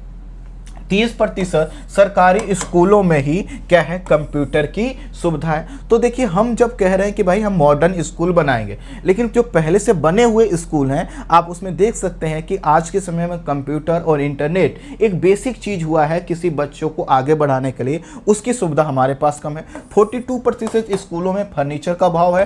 23% सरकारी स्कूल बिना बिजली के रन कर रहे हैं। 22% स्कूलों में दिव्यांगों के लिए रैंप की व्यवस्था, रैंप मतलब चढ़ने का माध्यम होता है, जो उनके गाड़ी को चढ़ाता है ना, सीढ़ी नुमा होता है, तो उनकी सुविधा नहीं है। 15% स्कूलों में पेयजल और शौचालय का क्या है, अभाव है। इससे पता चलता है कि जो हमारे सरकारी स्कूल हैं, इनकी कंडीशन थोड़ी सी बेहतर करके हम यहाँ पर थोड़ा सा अच्छा कर सकते हैं। चलिए, ये तो एक रिपोर्ट देखा हम लोगों ने। एक और रिपोर्ट देखी जो यूनेस्को की है। यूनेस्को ने वर्ष 2021 में भारत के संदर्भ में state of education report for India नामक रिपोर्ट इसने जारी किया। इसका टाइटल था नो टीचर्स नो क्लास। तो देखिए, वर्ष 2021 में यूनेस्को ने रिपोर्ट जारी किया भारत की एजुकेशन व्यवस्था पर। उसने टाइटल क्या दिया है, नो टीचर्स नो क्लास, अर्थात टीचर्स भी नहीं है, क्लास भी नहीं है। अब आपको लगेगा कि बड़ी खराब संस्था है, ऐसा कैसे हो सकती है। देखिए, इसने क्या पाया और इस रिपोर्ट को कैसे तैयार किया गया। इस रिपोर्ट को प्रोफेसर सारंग पाणी की अगुवाई में मुंबई के Tata institute of social sciences के विशेषज्ञों ने तैयार किया। क्या पता चला, 1.1 लाख ऐसे स्कूल हैं जिसमें केवल एक शिक्षक है, अर्थात 10.5 लाख स्कूलों में से 1.1 लाख ऐसे स्कूल हैं जिसमें सिर्फ और सिर्फ एक टीचर है, और उसी को वही क्या कर रहा है, सब विषय पढ़ा रहा है। तो आप समझ सकते हैं कितनी लर्निंग होगी, है ना। 2 स्कूलों में शिक्षकों के 11 लाख पद खाली हैं। तो ये जो संस्था ये बता रही है कि भैया स्कूलों में जो टीचर हैं उनकी संख्या काफ़ी कम है, 11 लाख पद खाली हैं, और 11 लाख में से 69% जो पोस्ट है वह ग्रामीण स्कूलों में खाली पड़े हैं। तो अब कैसे बच्चे आगे बढ़ेंगे। ठीक है, इन्होंने कहा है कि जो प्राइमरी लेवल है, अपर प्राइमरी लेवल है, हर जगह जो योग्य शिक्षक हैं, योग्य शिक्षकों का जो है कि जो भी शिक्षक हैं उन शिक्षकों की योग्यता में क्या है, कमी है। अर्थात जो शिक्षक रखे भी गए हैं प्राइमरी लेवल पर, अपर प्राइमरी लेवल पर, वहाँ पर बड़ी संख्या में जो टीचर हैं, वह टीचर क्या हैं, उनके पास उतनी योग्यता नहीं है कि वो बच्चों को सिखा सकें। आपने बहुत से वीडियोस देखे भी होंगे, है ना। जनवरी फरवरी हमें नहीं पता होता है, सिंपल कैलकुलेशन नहीं होता है, जीएस की सामान्य जानकारी हमारे पास नहीं होती है ना। तो ये सब चीज़ें हैं। खैर, भारत के स्कूलों में संगीत, कला, शारीरिक शिक्षा जैसे विषयों के शिक्षकों की भारी कमी है, और इन सब चीज़ों के पीछे कारण ये है कि भारत अपनी जीडीपी का और उसको शिक्षा पर खर्च करना चाहिए 6%, लेकिन वो खर्च कितना करता है, लगभग 3%। अर्थात आपको स्कूल पर 100 रुपये खर्च करना करना है, और जब आप 50 रुपये खर्च करना चाहोगे और 85 रुपये खर्च करोगे तो आपका क्या होगा, एजुकेशन सिस्टम पीछे हो जाएगा। यही बात यहाँ पर बताई गई है। 2 रिपोर्ट्स हमने बता दी। अब थोड़ा सा नेशनल न्यू एजुकेशन पॉलिसी 2020 को देख लीजिए, क्योंकि इसका भी हमने जिक्र किया था। आप इसी टॉपिक को, आप इसी 2 टॉपिक मैंने आपको डिस्कस किए, इन्हीं दोनों टॉपिक को आप कहीं यूट्यूब पर देख लेना और देखना क्या इतनी डिटेल में आपको पढ़ाया जाता है, क्या इतना नोट्स दिया जाता है, क्या इतना कंटेंट आपको मिलता है। इसीलिए कह रहा हूँ ये क्लास का कोई विकल्प नहीं है। अगर आपका लक्ष्य आईएएस बनना, आपका लक्ष्य है अच्छे से करंट अफेयर्स पढ़ना, बाकी अगर आपका भीड़ है कि उसने खाना खाया है, पिया है और जो कमेंट में बातें चल रही ये लक्ष्य है, तो उसके लिए तो हर प्लेटफॉर्म आपको बुला ही रहा है। खैर यहाँ पर आइए, न्यू एजुकेशन पॉलिसी 2020 जुलाई 2020 में इसको अनुमति मिली। यह 1986 की राष्ट्रीय शिक्षा नीति को परिवर्तित कर रहा है। तो हमने जो न्यू एजुकेशन पॉलिसी 2020 में अपनाया, यह वर्ष 1986 की जो हमारी राष्ट्रीय शिक्षा नीति थी उसको 34 साल बाद इसने रिप्लेस किया है। ये जो न्यू एजुकेशन पॉलिसी है ये तीसरी हमारी शिक्षा नीति है। पहली शिक्षा नीति, सेकंड शिक्षा नीति और ये थर्ड हमारी एजुकेशन पॉलिसी। ठीक है, इसमें उद्देश्य रखा गया कि भैया हम कहा गया है कि हम 6% अपना जीडीपी का खर्च करेंगे, लेकिन अभी कर नहीं पा रहे हैं। यहाँ पर वर्तमान जो शैक्षिक मॉडल है 10+2, उसके स्थान पर हम क्या करेंगे, 10+2 वाले कॉन्सेप्ट को छोड़ेंगे। अब क्लास 5 तक पढ़ाएंगे, फिर 3 क्लास को ऐड करेंगे, फिर 3 और फिर 4 के आधार पर। ये क्या है, ज़्यादा साइंटिफिक है, इसमें लर्निंग की कैपेसिटी ज़्यादा इंप्रूव हो पाती है। इसमें इस एजुकेशन पॉलिसी में तकनीकी शिक्षा को बढ़ावा देने, भाषाई बाधा को दूर करने और दिव्यांगों के लिए बेहतर सुविधा उपलब्ध करवाने की बात की गई है।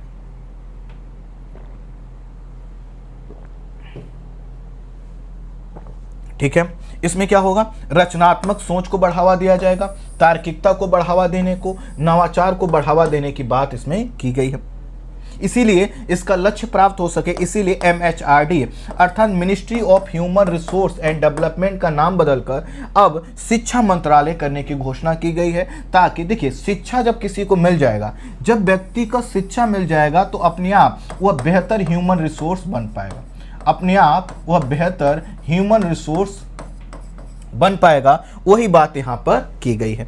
वर्ष 2025 तक प्राथमिक विद्यालयों में कक्षा 3 तक के सभी बच्चों में बुनियादी साक्षरता और संख्यात्मक ज्ञान को बढ़ाने की बात की गई है। कक्षा 5 तक मातृभाषा या स्थानीय भाषा या क्षेत्रीय भाषा में अध्ययन। तो मातृभाषा में इसलिए शिक्षा, क्योंकि देखिए बचपन में बच्चे जो देख रहे हैं, सुन रहे हैं, उसी भाषा में जब बच्चों को सिखाने का प्रयास किया जाएगा तो लैंग्वेज बाधा नहीं बनेगी। यही बात का इसमें ये भी प्रावधान है कि क्लास 8 के बाद भी स्कूल जो है कि मातृभाषा की शिक्षा को आगे बढ़ा सकते हैं। यहाँ पर एक और जो इम्पोर्टेंट है वो ये है कि यहाँ इस न्यू एजुकेशन पॉलिसी 2020 में ये कहा गया है कि हम एक परख नाम की संस्था बनाएंगे। ये क्या होगा, राष्ट्रीय आकलन केंद्र होगा जो ये देखेगा कि आखिर वास्तव में बच्चों को हम उस रूप में पढ़ा रहे हैं कि नहीं, कि उनकी क्वालिटी इंक्रीज हो, उनका लेवल बेहतर हो। तो इसकी भी बात इसमें की गई है। ठीक है, परख इंपॉर्टेंट है, पूछा जा सकता है कि परख क्या होगा।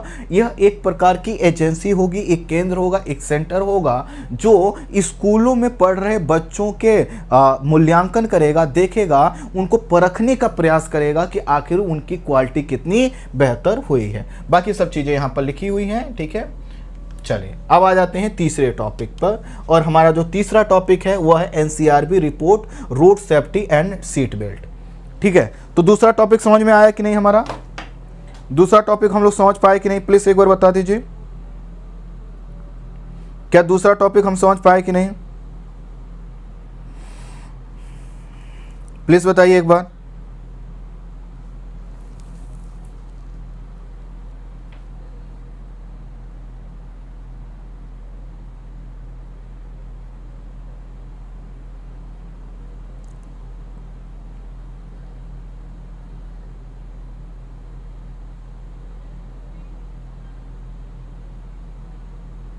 क्लियर,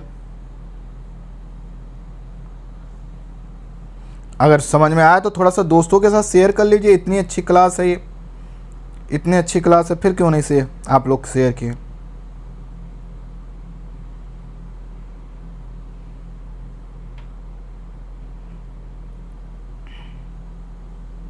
चले तीसरा टॉपिक स्टार्ट कर रहे हैं, ठीक है।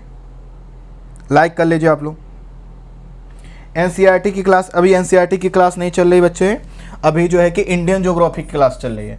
तो जिन लोगों को इंडियन ज्योग्राफी एक तरफ से पढ़ना है, बिल्कुल शानदार तरीके से पढ़ना है, पूरा इंडियन ज्योग्राफी आपको पढ़ना है, तो आप क्या कीजिएगा 8 बजे टेलीग्राम पर हाजिर हो जाइएगा, क्योंकि 8 यहाँ पर 7:50 के नियर अबाउट या 7:30 बजे आपको लिंक डाल दिया जाएगा इंडियन ज्योग्राफी की क्लास का, और वहाँ पर आइए। इंडियन ज्योग्राफी अभी 2 से 3 क्लास हुई है, आप जुड़ेंगे क्लास से, बहुत बेहतर तरीके से आपको समझ में आएगा,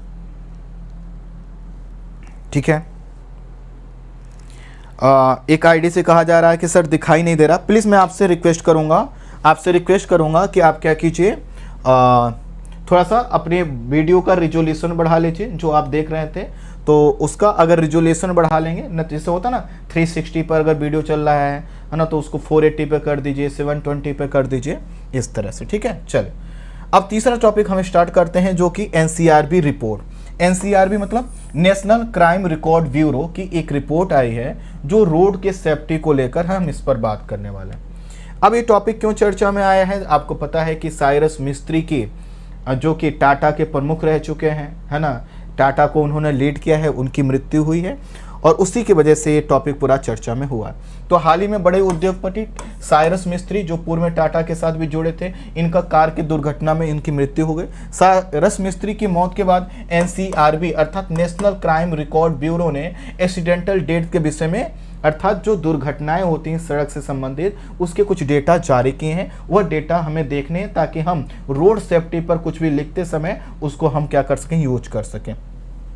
साइरस मिस्त्री और यहाँ पर कुछ लोग यात्रा कर रहे थे, और इन लोगों ने जब यात्रा कर रहे थे तो इनकी जो गाड़ी थी ओवर स्पीड में जा रही थी, 120-130 किलोमीटर प्रति घंटे की स्पीड थी, और यह एक्सीडेंट हुआ जिसमें 2 लोगों की मृत्यु हो गई। और यहाँ पर जो मृत्यु हुई उसमें क्या है कि उन लोगों की मृत्यु बताई जा रही है जिन्होंने क्या था, सीट बेल्ट नहीं पहना था। तो सीट बेल्ट ना पहनने की वजह से काफ़ी ज़्यादा डेथ रेट हमारे यहाँ एक्सीडेंट में होती है। इसी पर यह रिपोर्ट है कि अगर हम सीट बेल्ट पहनेंगे तो उसका जो लाभ है वह क्या होगा, किस रूप में दिखाएगा। अगर एक्सीडेंट होता भी है तो उससे जो क्षति है, जो हानि है, वह कम होगी। और यहाँ पर सिर्फ इंडिया के डेटा नहीं दिया गया है, ग्लोबल डेटा को भी यहाँ पर आपके सामने रखा गया है, ठीक है।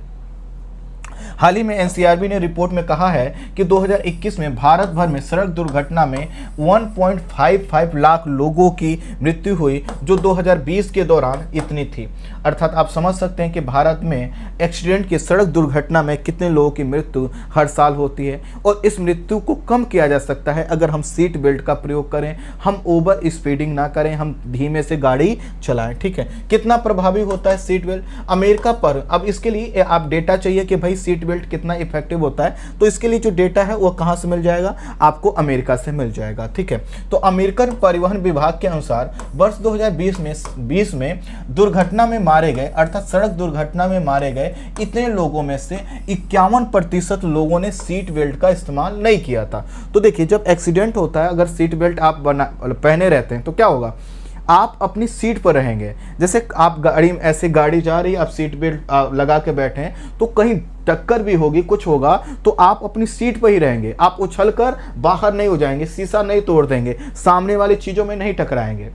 तो यहाँ पर अमेरिका ये बता रहा है कि इतने लोगों की जो मृत्यु हुई उसमें से 51% लोगों ने सीट बेल्ट नहीं पहना था। अगर ये सीट बेल्ट पहना होता तो हो सकता है उनकी मृत्यु को टाला जा सकता था। ऐसी एक और रिपोर्ट देखिए 2017 की। 2017 के दौरान लगभग 15,000 लोगों की जान सीट बेल्ट की वजह से बची। अर्थात देखिए 2017 में आप देख सकते हैं इतने हजार लोगों की मृत्यु नहीं हुई, अर्थात उनका एक्सीडेंट हुआ लेकिन वो बच गए। किसकी वजह से? क्योंकि उन्होंने सीट बेल्ट को लगाया था। इस रिपोर्ट में कहा गया है कि यूएसए में लगभग 90% लोग अब सीट बेल्ट का इस्तेमाल करते हैं। इसी की वजह से जब वहां पर एक्सीडेंट होता है तो डेथ रेट कम है। और हमारे यहाँ पर सीट बेल्ट आदमी तभी लगाता है जब सामने चालान वाला पुलिस वाला दिख जाए, अदरवाइज सीट बेल्ट हम नहीं लगाते। तो सीट बेल्ट हमारे लिए क्या है, वो सेफ्टी का जो है कि इंस्ट्रूमेंट नहीं है, वो हम उसको सेफ्टी के पॉइंट ऑफ व्यू से महत्वपूर्ण नहीं मानते हैं। हम उसको किस पॉइंट ऑफ व्यू से, कि चालान ना कटे। जैसे हम हेलमेट जब गाड़ी चलाते जाते हैं तो हेलमेट को हाथ में पकड़ लेते हैं या डिग्गे में रख लेते हैं, है ना, क्योंकि हमें क्या चाहिए होता है, खुला खुला हवा चाहिए होता है, हमारी जुल्फे उड़े, है ना, हवाएं उड़े, है ना, बाल उड़े, तो ये क्या होता है फिर कुछ और ही उड़ जाता है। जब एक्सीडेंट होता है ना तो फिर खोपड़ी ही उड़ जाती है। इसलिए जब भी निकलिए क्या करिए, हेलमेट लगा लीजिए, सीट बेल्ट लगा लीजिए, ये रिपोर्ट यही बताती है। ठीक है, तो भारत में क्या है दृष्टिकोण, परिवहन मंत्रालय ने अब देखिए भारत में सीट बेल्ट को लेकर क्या आपकी अवेयरनेस, हम इसको देखते हैं। परिवहन मंत्रालय ने 2017 में सड़क दुर्घटनाओं के बचाव संबंधी जानकारी वाला एक वीडियो यूट्यूब पर डाला था, जिसमें सीट बेल्ट के पहनने से होने वाली सुरक्षा के विषय में बताया गया था। इस वीडियो में ऐसा कहा गया कि सीट बेल्ट के इस्तेमाल से कार की दुर्घटना को 80% तक क्या किया, कार से जब दुर्घटना होती है अर्थात जब कारें टकराती हैं तो उसमें जो मृत्यु होती है उसको 80% तक कम किया जा सकता है। लेकिन आपको जानकर आश्चर्य होगा कि इसको इतने ही लोगों ने देखा था, मतलब कुछ ही लोगों ने इस वीडियो को देखा। उनके सामने वीडियो आया, अच्छा सीट बेल्ट से होने क्या लाभ होगा, स्किप करो, इतने लोग, कुछ ही लोगों ने देखा। हमारी संख्या कितनी है, 121 करोड़, और लोगों ने कितना देखा, इतना। इससे समझ में आता है कि हमको क्या चाहिए। अगर हमारे लिए सीट बेल्ट इंपॉर्टेंट होता तो क्या हमने इस वीडियो को नहीं देखा होता, जो सरकारी वीडियो है। खैर आगे बढ़िए। चूंकि भारत में आगे की सीट पर बैठने वाले लोगों के लिए सीट बेल्ट लगाना अनिवार्य है, लगाना पीछे वाले के लिए भी अनिवार्य है। लेकिन क्या होता है, जो आपने देखा होगा पुलिस वाले उन्हीं लोगों को, जो आगे बैठा है जिसने सीट बेल्ट नहीं लगाया उस पर तुरंत चालान काट देते हैं, पीछे वाले पर चालान वो नहीं काटते हैं। तो इसलिए लगता है कि सिर्फ आगे बैठने पर ही क्या होता है, सीट बेल्ट लगाने वाला। लेकिन जब एक्सीडेंट होता है तो पीछे की सीट पर बैठा हुआ आदमी कूद कर गाड़ी के आगे चला जाता है, या कूद कर आगे वाले के ऊपर आता है, गाड़ी से टकराता है। ये क्या होते हैं, दिक्कतें होती हैं। तो कुल मिलाकर हमारे यहाँ पर अगर देखें तो सीट बेल्ट ना लगाना पड़े, इसलिए लोग क्या सोचते हैं, चलो पीछे बैठेंगे, सीट बेल्ट नहीं लगाना पड़ेगा। भारतीय लोगों में सवारी या गाड़ी की सुरक्षा की प्रति जो सकारात्मक दृष्टिकोण का अभाव है। कई लोग सीट बेल्ट को इसलिए पहनते हैं ताकि पुलिस जुर्माने से वह बच सकें, उनका उद्देश्य सेफ्टी का मेजर्स नहीं है। दो पहिए वाले जो वाहन होते हैं, पीछे बैठने वाले लोग साधारणतः हेलमेट नहीं लगाते हैं। अगर हेलमेट पहनते भी हैं तो वह सुरक्षा के मानकों के अनुसार नहीं होते, जो दुर्घटना के समय उनकी जान बचाने में सक्षम हो।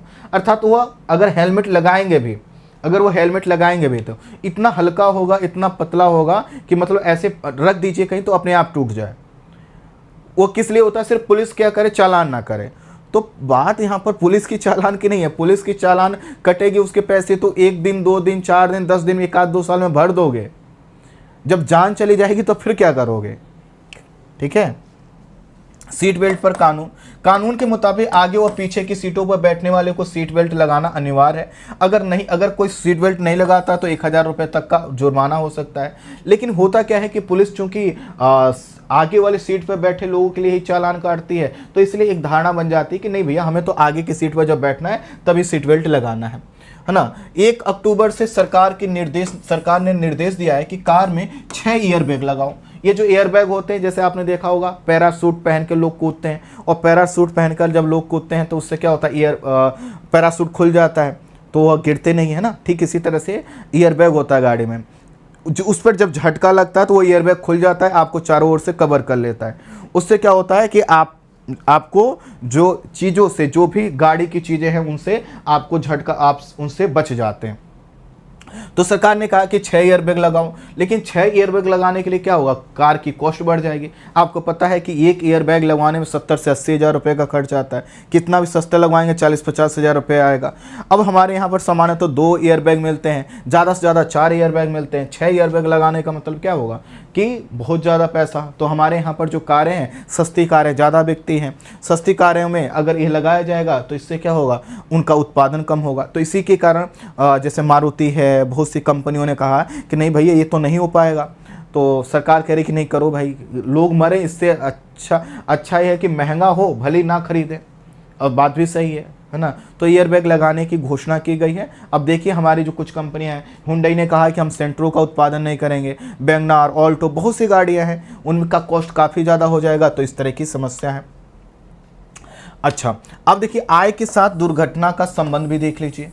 तो देखो क्या होता है, जब भी आय बढ़ती है, जब पैसा आपके पास आता है तो आप गाड़ी खरीदते हो, लेकिन जब पैसा बेहतर होगा तो आप अच्छी गाड़ी खरीदोगे जिसका सेफ्टी मेजर्स अच्छा हो, जिसमें जो है कि एयरबैग अच्छे हों, जिसमें सीट बेल्ट की क्वालिटी बेहतर हो, है ना, ब्रेक वगैरह सिस्टम बहुत बेहतर हो।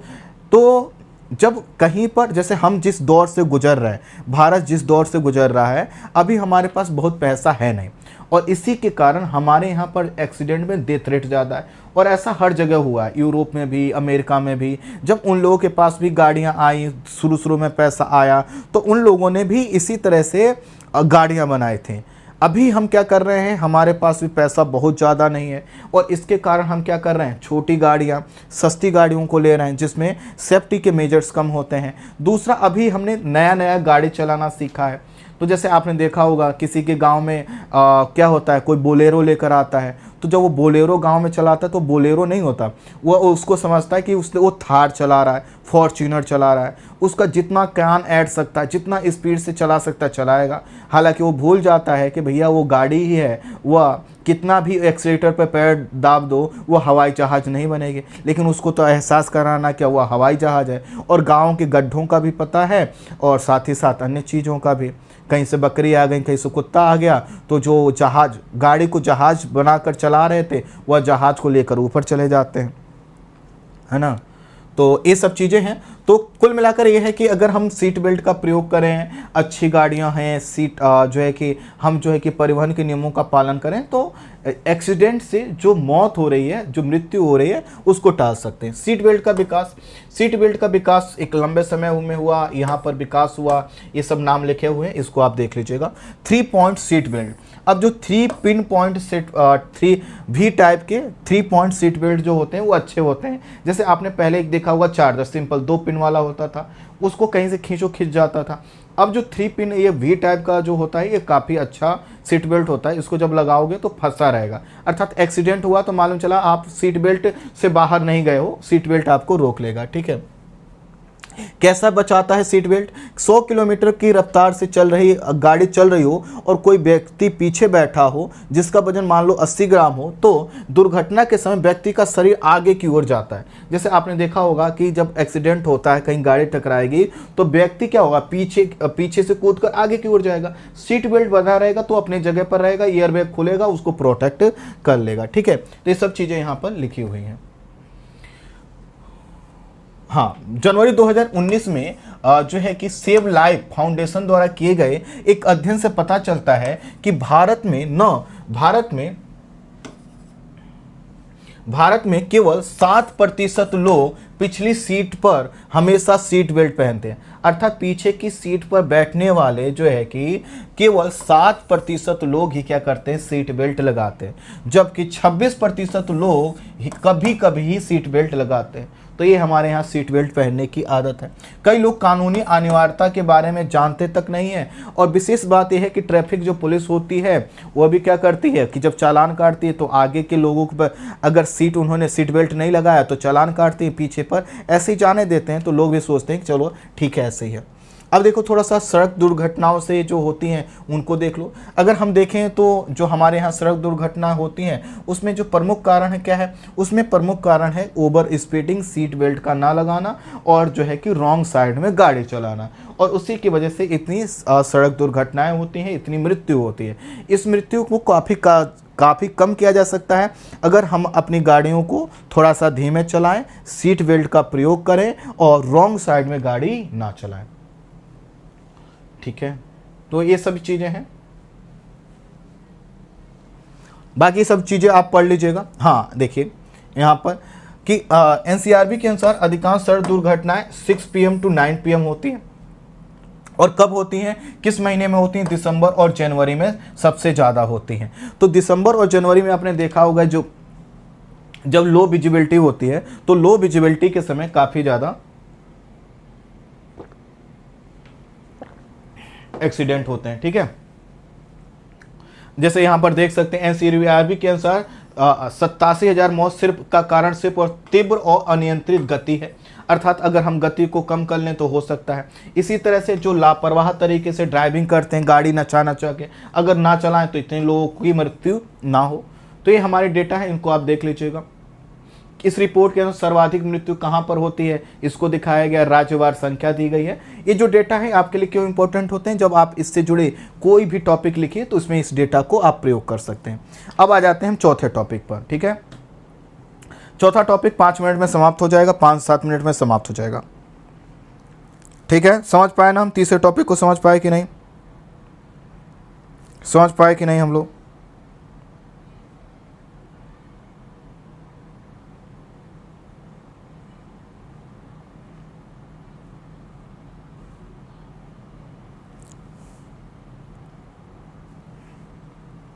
समझ पाए कि नहीं? अच्छा, गुड।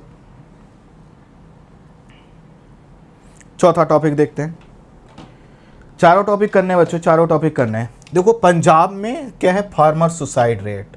तो देखो भारत में किसानों की जो आत्महत्या की दर है वो तो पूरे देश में है, लेकिन कुछ राज्यों में, जैसे आप महाराष्ट्र ले लो, आंध्र प्रदेश, तमिलनाडु वाले क्षेत्र ले लो, पंजाब वाले क्षेत्र, यहाँ पर ज़्यादा है।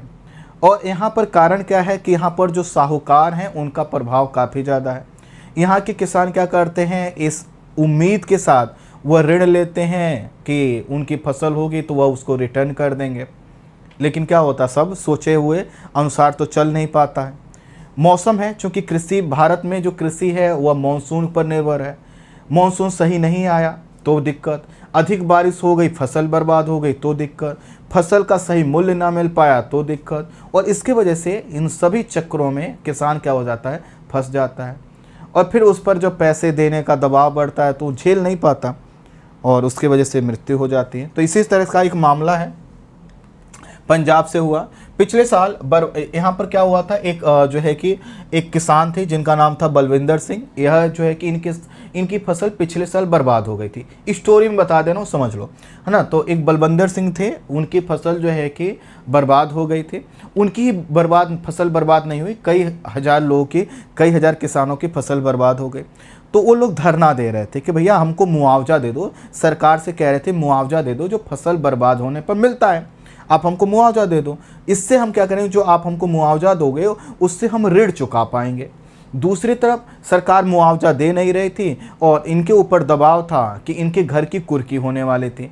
कुर्की का मतलब है कि इन्होंने ऋण लिया था, ऋण को चुका नहीं पाए थे, तो जो ऋण का देनदार था वह कोर्ट चला गया। उसने कहा कि भाई हम इनकी संपत्ति को बेच के अपने पैसे की रिकवरी हम करेंगे, ठीक है। तो इसके कारण वह कोर्ट चले गए। कोर्ट ने कहा कि ठीक है, आप इनके खेत को बेच दो, बेचकर आप अपना पैसा रिकवर कर लो। तो कुर्की होता है ना कि नीलामी कर दी जाती है, आपने सुना होगा इस तरह से। अब इस जब कुर्की होती तो सिर्फ जो है कि खेत नहीं बिकता। मान लो आपने 10 लाख रुपए किसी से ऋण लिया, मैंने 10 लाख रुपए किसी से ऋण लिया, मैं नहीं चुका पाया, तो अब व्यक्ति क्या करेगा, कोर्ट चला जाएगा, कोर्ट से ऑर्डर प्राप्त कर लेगा कि ठीक है कुर्की करवा लो। अब मेरे पास खेत नहीं है 10 लाख का कीमत का, 8 ही लाख का है, तो मेरे पास कोई ट्रैक्टर हो तो ट्रैक्टर भी बिक जाएगा। ये सब चीज़ें होती हैं। तो ऐसे ही यहाँ पर किसान धरना दे रहे थे, सरकार सुन नहीं रही थी, तो एक किसान ने क्या कर लिया, खुदकुशी कर लिया। इसके बीच में पूरा जो केंद्र में है वह है पंजाब में जो जमींदार हैं, जो साहूकार हैं, उनके द्वारा कुर्की करवाने की पद्धति। तो पंजाब के लोगों का कहना है कि इस कुर्की पद्धति को समाप्त करो। इसके वजह से किसान क्या करते हैं, सुसाइड करते हैं। जैसे अभी पिछले साल क्या हुआ, जब यहाँ पर पंजाब में किसानों की फसल बर्बाद हुई तो 2000 किसानों को बैंक की तरफ से या जिनसे उन्होंने ऋण लिया था उनसे नोटिस प्राप्त हुआ, और नोटिस प्राप्त हुआ है तो उनको अब पैसा वापस करना है, देना है। पैसा इनके पास है नहीं। अब ऐसे में क्या संभावना बन रही है कि अधिक से अधिक लोगों की कुर्की की जाएगी, और कुर्की से क्या होगा, किसान बर्बाद हो जाएगा। तो यही पूरा मुद्दा है, इसी चीज़ को हमें समझना है। तो देखिए, जैसे कि हमने कहा, बलविंदर सिंह अपने खिलाफ दायर एक अदालती मामले के आधार पर कुर्की का जो आदेश हुआ था उसके खिलाफ धरने पर बैठे थे। वो कह रहे थे कि भैया हम कुर्की उर्की से हम बचना चाहते हैं, हमको मुआवजा दे दो। सरकार ने नहीं सुना, उन्होंने क्या किया, खुदकुशी कर ली, और इसी की वजह से मुद्दा ये चर्चा में बना हुआ। क्या होता है कुर्की, किसी भी व्यक्ति या संस्था से लोन के बदले व्यक्ति को अपनी जमीन गिरवी रखनी पड़ती है गारंटी के तौर पर, कि अगर भैया चलो तुमने पैसा जो लिया है नहीं वापस किया तो आपकी ज़मीन हम बेचकर क्या करेंगे, पैसा प्राप्त कर पाएंगे। तो यहाँ पर भी होता है। अगर कोई व्यक्ति लोन की रकम चुकाने में फेल हो जाता है तो उसकी ज़मीन को क्या की जा सकती है, कुर्की की जा सकती है। बैंक के अलावा वैध जो अवैध साहूकार होते हैं, अर्थात जो साहूकार होते हैं, स्थानीय एजेंट होते हैं, प्राइवेट कंपनियां, ये भी क्या करते हैं, ऋण देती हैं। और ऋण अगर नहीं चुका पाते हैं तो ये पहले ही डॉक्यूमेंट्स पे लिखवा लेते हैं कि आपकी हम जमीन की कुर्की कर देंगे। कुर्की की प्रक्रिया जो है वह कानूनी है, और ये जो कानूनी प्रक्रिया है इसमें क्या होता है कि जिस व्यक्ति के पास, जिसने ऋण दिया है, अगर उसके पास लिखित दस्तावेज है कि हम अगर ऋण नहीं हमको वापस मिला, हमने जो पैसा दिया है ब्याज के साथ पैसा वापस नहीं मिला, तो हम कुर्की कर सकते हैं। कुर्की क्या करवाता है, करवा लेता है, ठीक है। और कुर्की में क्या होता है, किसानों का न सिर्फ जमीन जाती है बल्कि कृषि के उपकरण भी चले जाते हैं।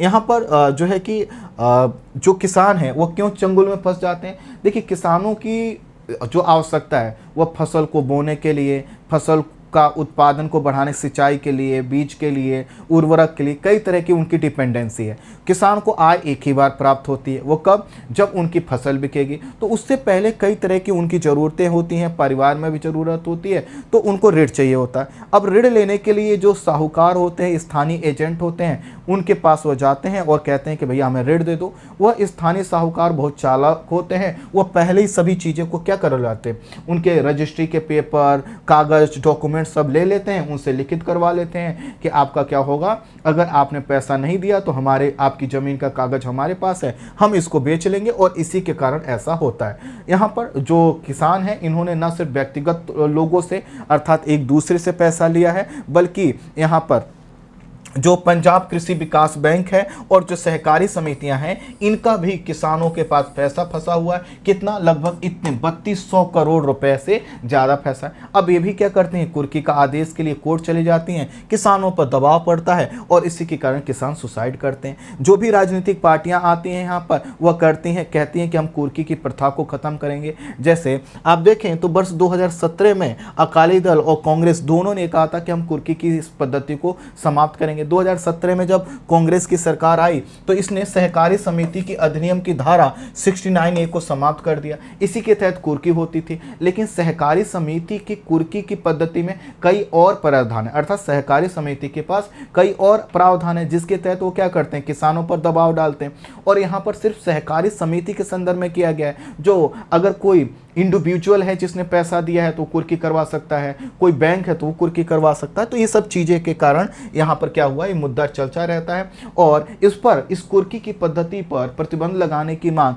लंबे समय से की जाती रही है, लेकिन कोई अभी ठोस कदम नहीं उठा पाया। किसानों ने पंजाब हाई कोर्ट में, हरियाणा हाई कोर्ट में अपील भी की थी, लेकिन पंजाब की सरकार ने कहा कि हम मुआवजा दे रहे हैं किसानों को, जब उनकी फसल बर्बाद हो जाती है तो इसकी ज़रूरत नहीं है कि हम कुर्की पर एक लीगल आदेश, एक न्यायिक आदेश जारी करें। तो इस तरह से कुर्की की पद्धति बनी हुई है और उसकी वजह से क्या होता है, किसानों को कई तरह की चुनौतियों का सामना करना पड़ता है। अब यहीं पर देख लीजिए, किसानों की बेहतरी के लिए किसान क्रेडिट कार्ड योजना है, तो इसको भी हमने डाल दिया है। और यहाँ पर प्रधानमंत्री किसान सम्मान निधि योजना भी डाल दिया है ताकि आप इसको भी जोड़ सकें। और इसको जोड़कर आपको पता है कि किसान क्रेडिट कार्ड से क्या होता है, आपको ऋण मिलता है। जैसे आपको मान लो 2-3 लाख रुपए की ज़रूरत है, तो आप जाओगे बैंक और आपके पास किसान क्रेडिट कार्ड है तो आप क्या करोगे, ऋण ले लोगे। अगर आप टाइमली उसको पे करते हो तो आपको, जैसे मान लो 7% वार्षिक दर पर आपने ऋण लिया और ऋण ले लिया है, अगर आप समय पर भुगतान कर रहे हो, इसका मतलब क्या है, आप बड़े अच्छे इंसान हो, आप बैंक का पैसा वापस करना चाहते हो। तो अगर समय पर आप पे करते हो EMI वगैरह, तो सरकार आपसे कहेगी कि ठीक है भैया कि आप पूरा पैसा मत दो, हम आपको सब्सिडी दे देते हैं। तो 7%, अगर 7% पर आपने क्या किया है, आपने ऋण लिया है बैंक से, तो 3% सब्सिडी भी आपको मिल जाती है। तो किसान क्रेडिट कार्ड क्या है, सरकार जिन किसानों के पास है उनकी पहुंच वित्त तक, फाइनेंशियल इंस्टीट्यूशन तक करती है, लेकिन सभी किसानों के पास किसान क्रेडिट कार्ड भी नहीं है। और जो किसान हैं भी, कुछ किसान ऐसे भी हैं जिनके पास किसान क्रेडिट कार्ड है, वह क्या करते हैं, लापरवाही करते हैं, उनको जानकारी कम होती है और इसके वजह से वह किसान क्रेडिट कार्ड के जो बेनिफिट्स वह नहीं उठा पाते, फिर साहूकारों से पैसा लेते हैं और साहूकारों से जब पैसा लेते हैं तो इस तरह की चीज़ें उनके सामने आती हैं। ठीक है, अब आपके लिए इंपॉर्टेंट सूचना यह है कि 8 बजे हम लोग मिल रहे हैं। 8 बजे क्या होगा, इंडियन ज्योग्राफी की क्लास होगी, और इंडियन ज्योग्राफी की जो क्लास होगी इसका लिंक टेलीग्राम पर डाला जाएगा, क्योंकि यह जो क्लास है अनअकैडमी लर्निंग ऐप पर होगी। बहुत शानदार क्लास है, अल्टीमेट क्लास है। तो 8 बजे आप सब लोग आइए। बाकी इसका पीडीएफ डाल दिया जाएगा, कहाँ पर, टेलीग्राम पर डाल दिया जाएगा।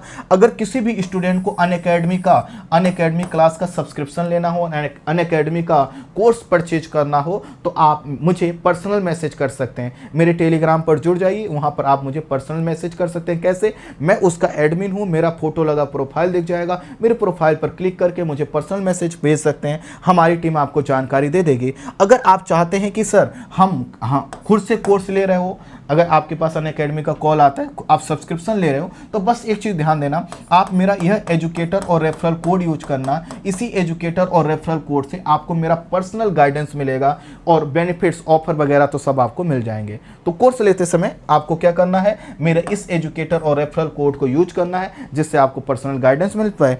ठीक है, चलिए मिलते हैं हम नेक्स्ट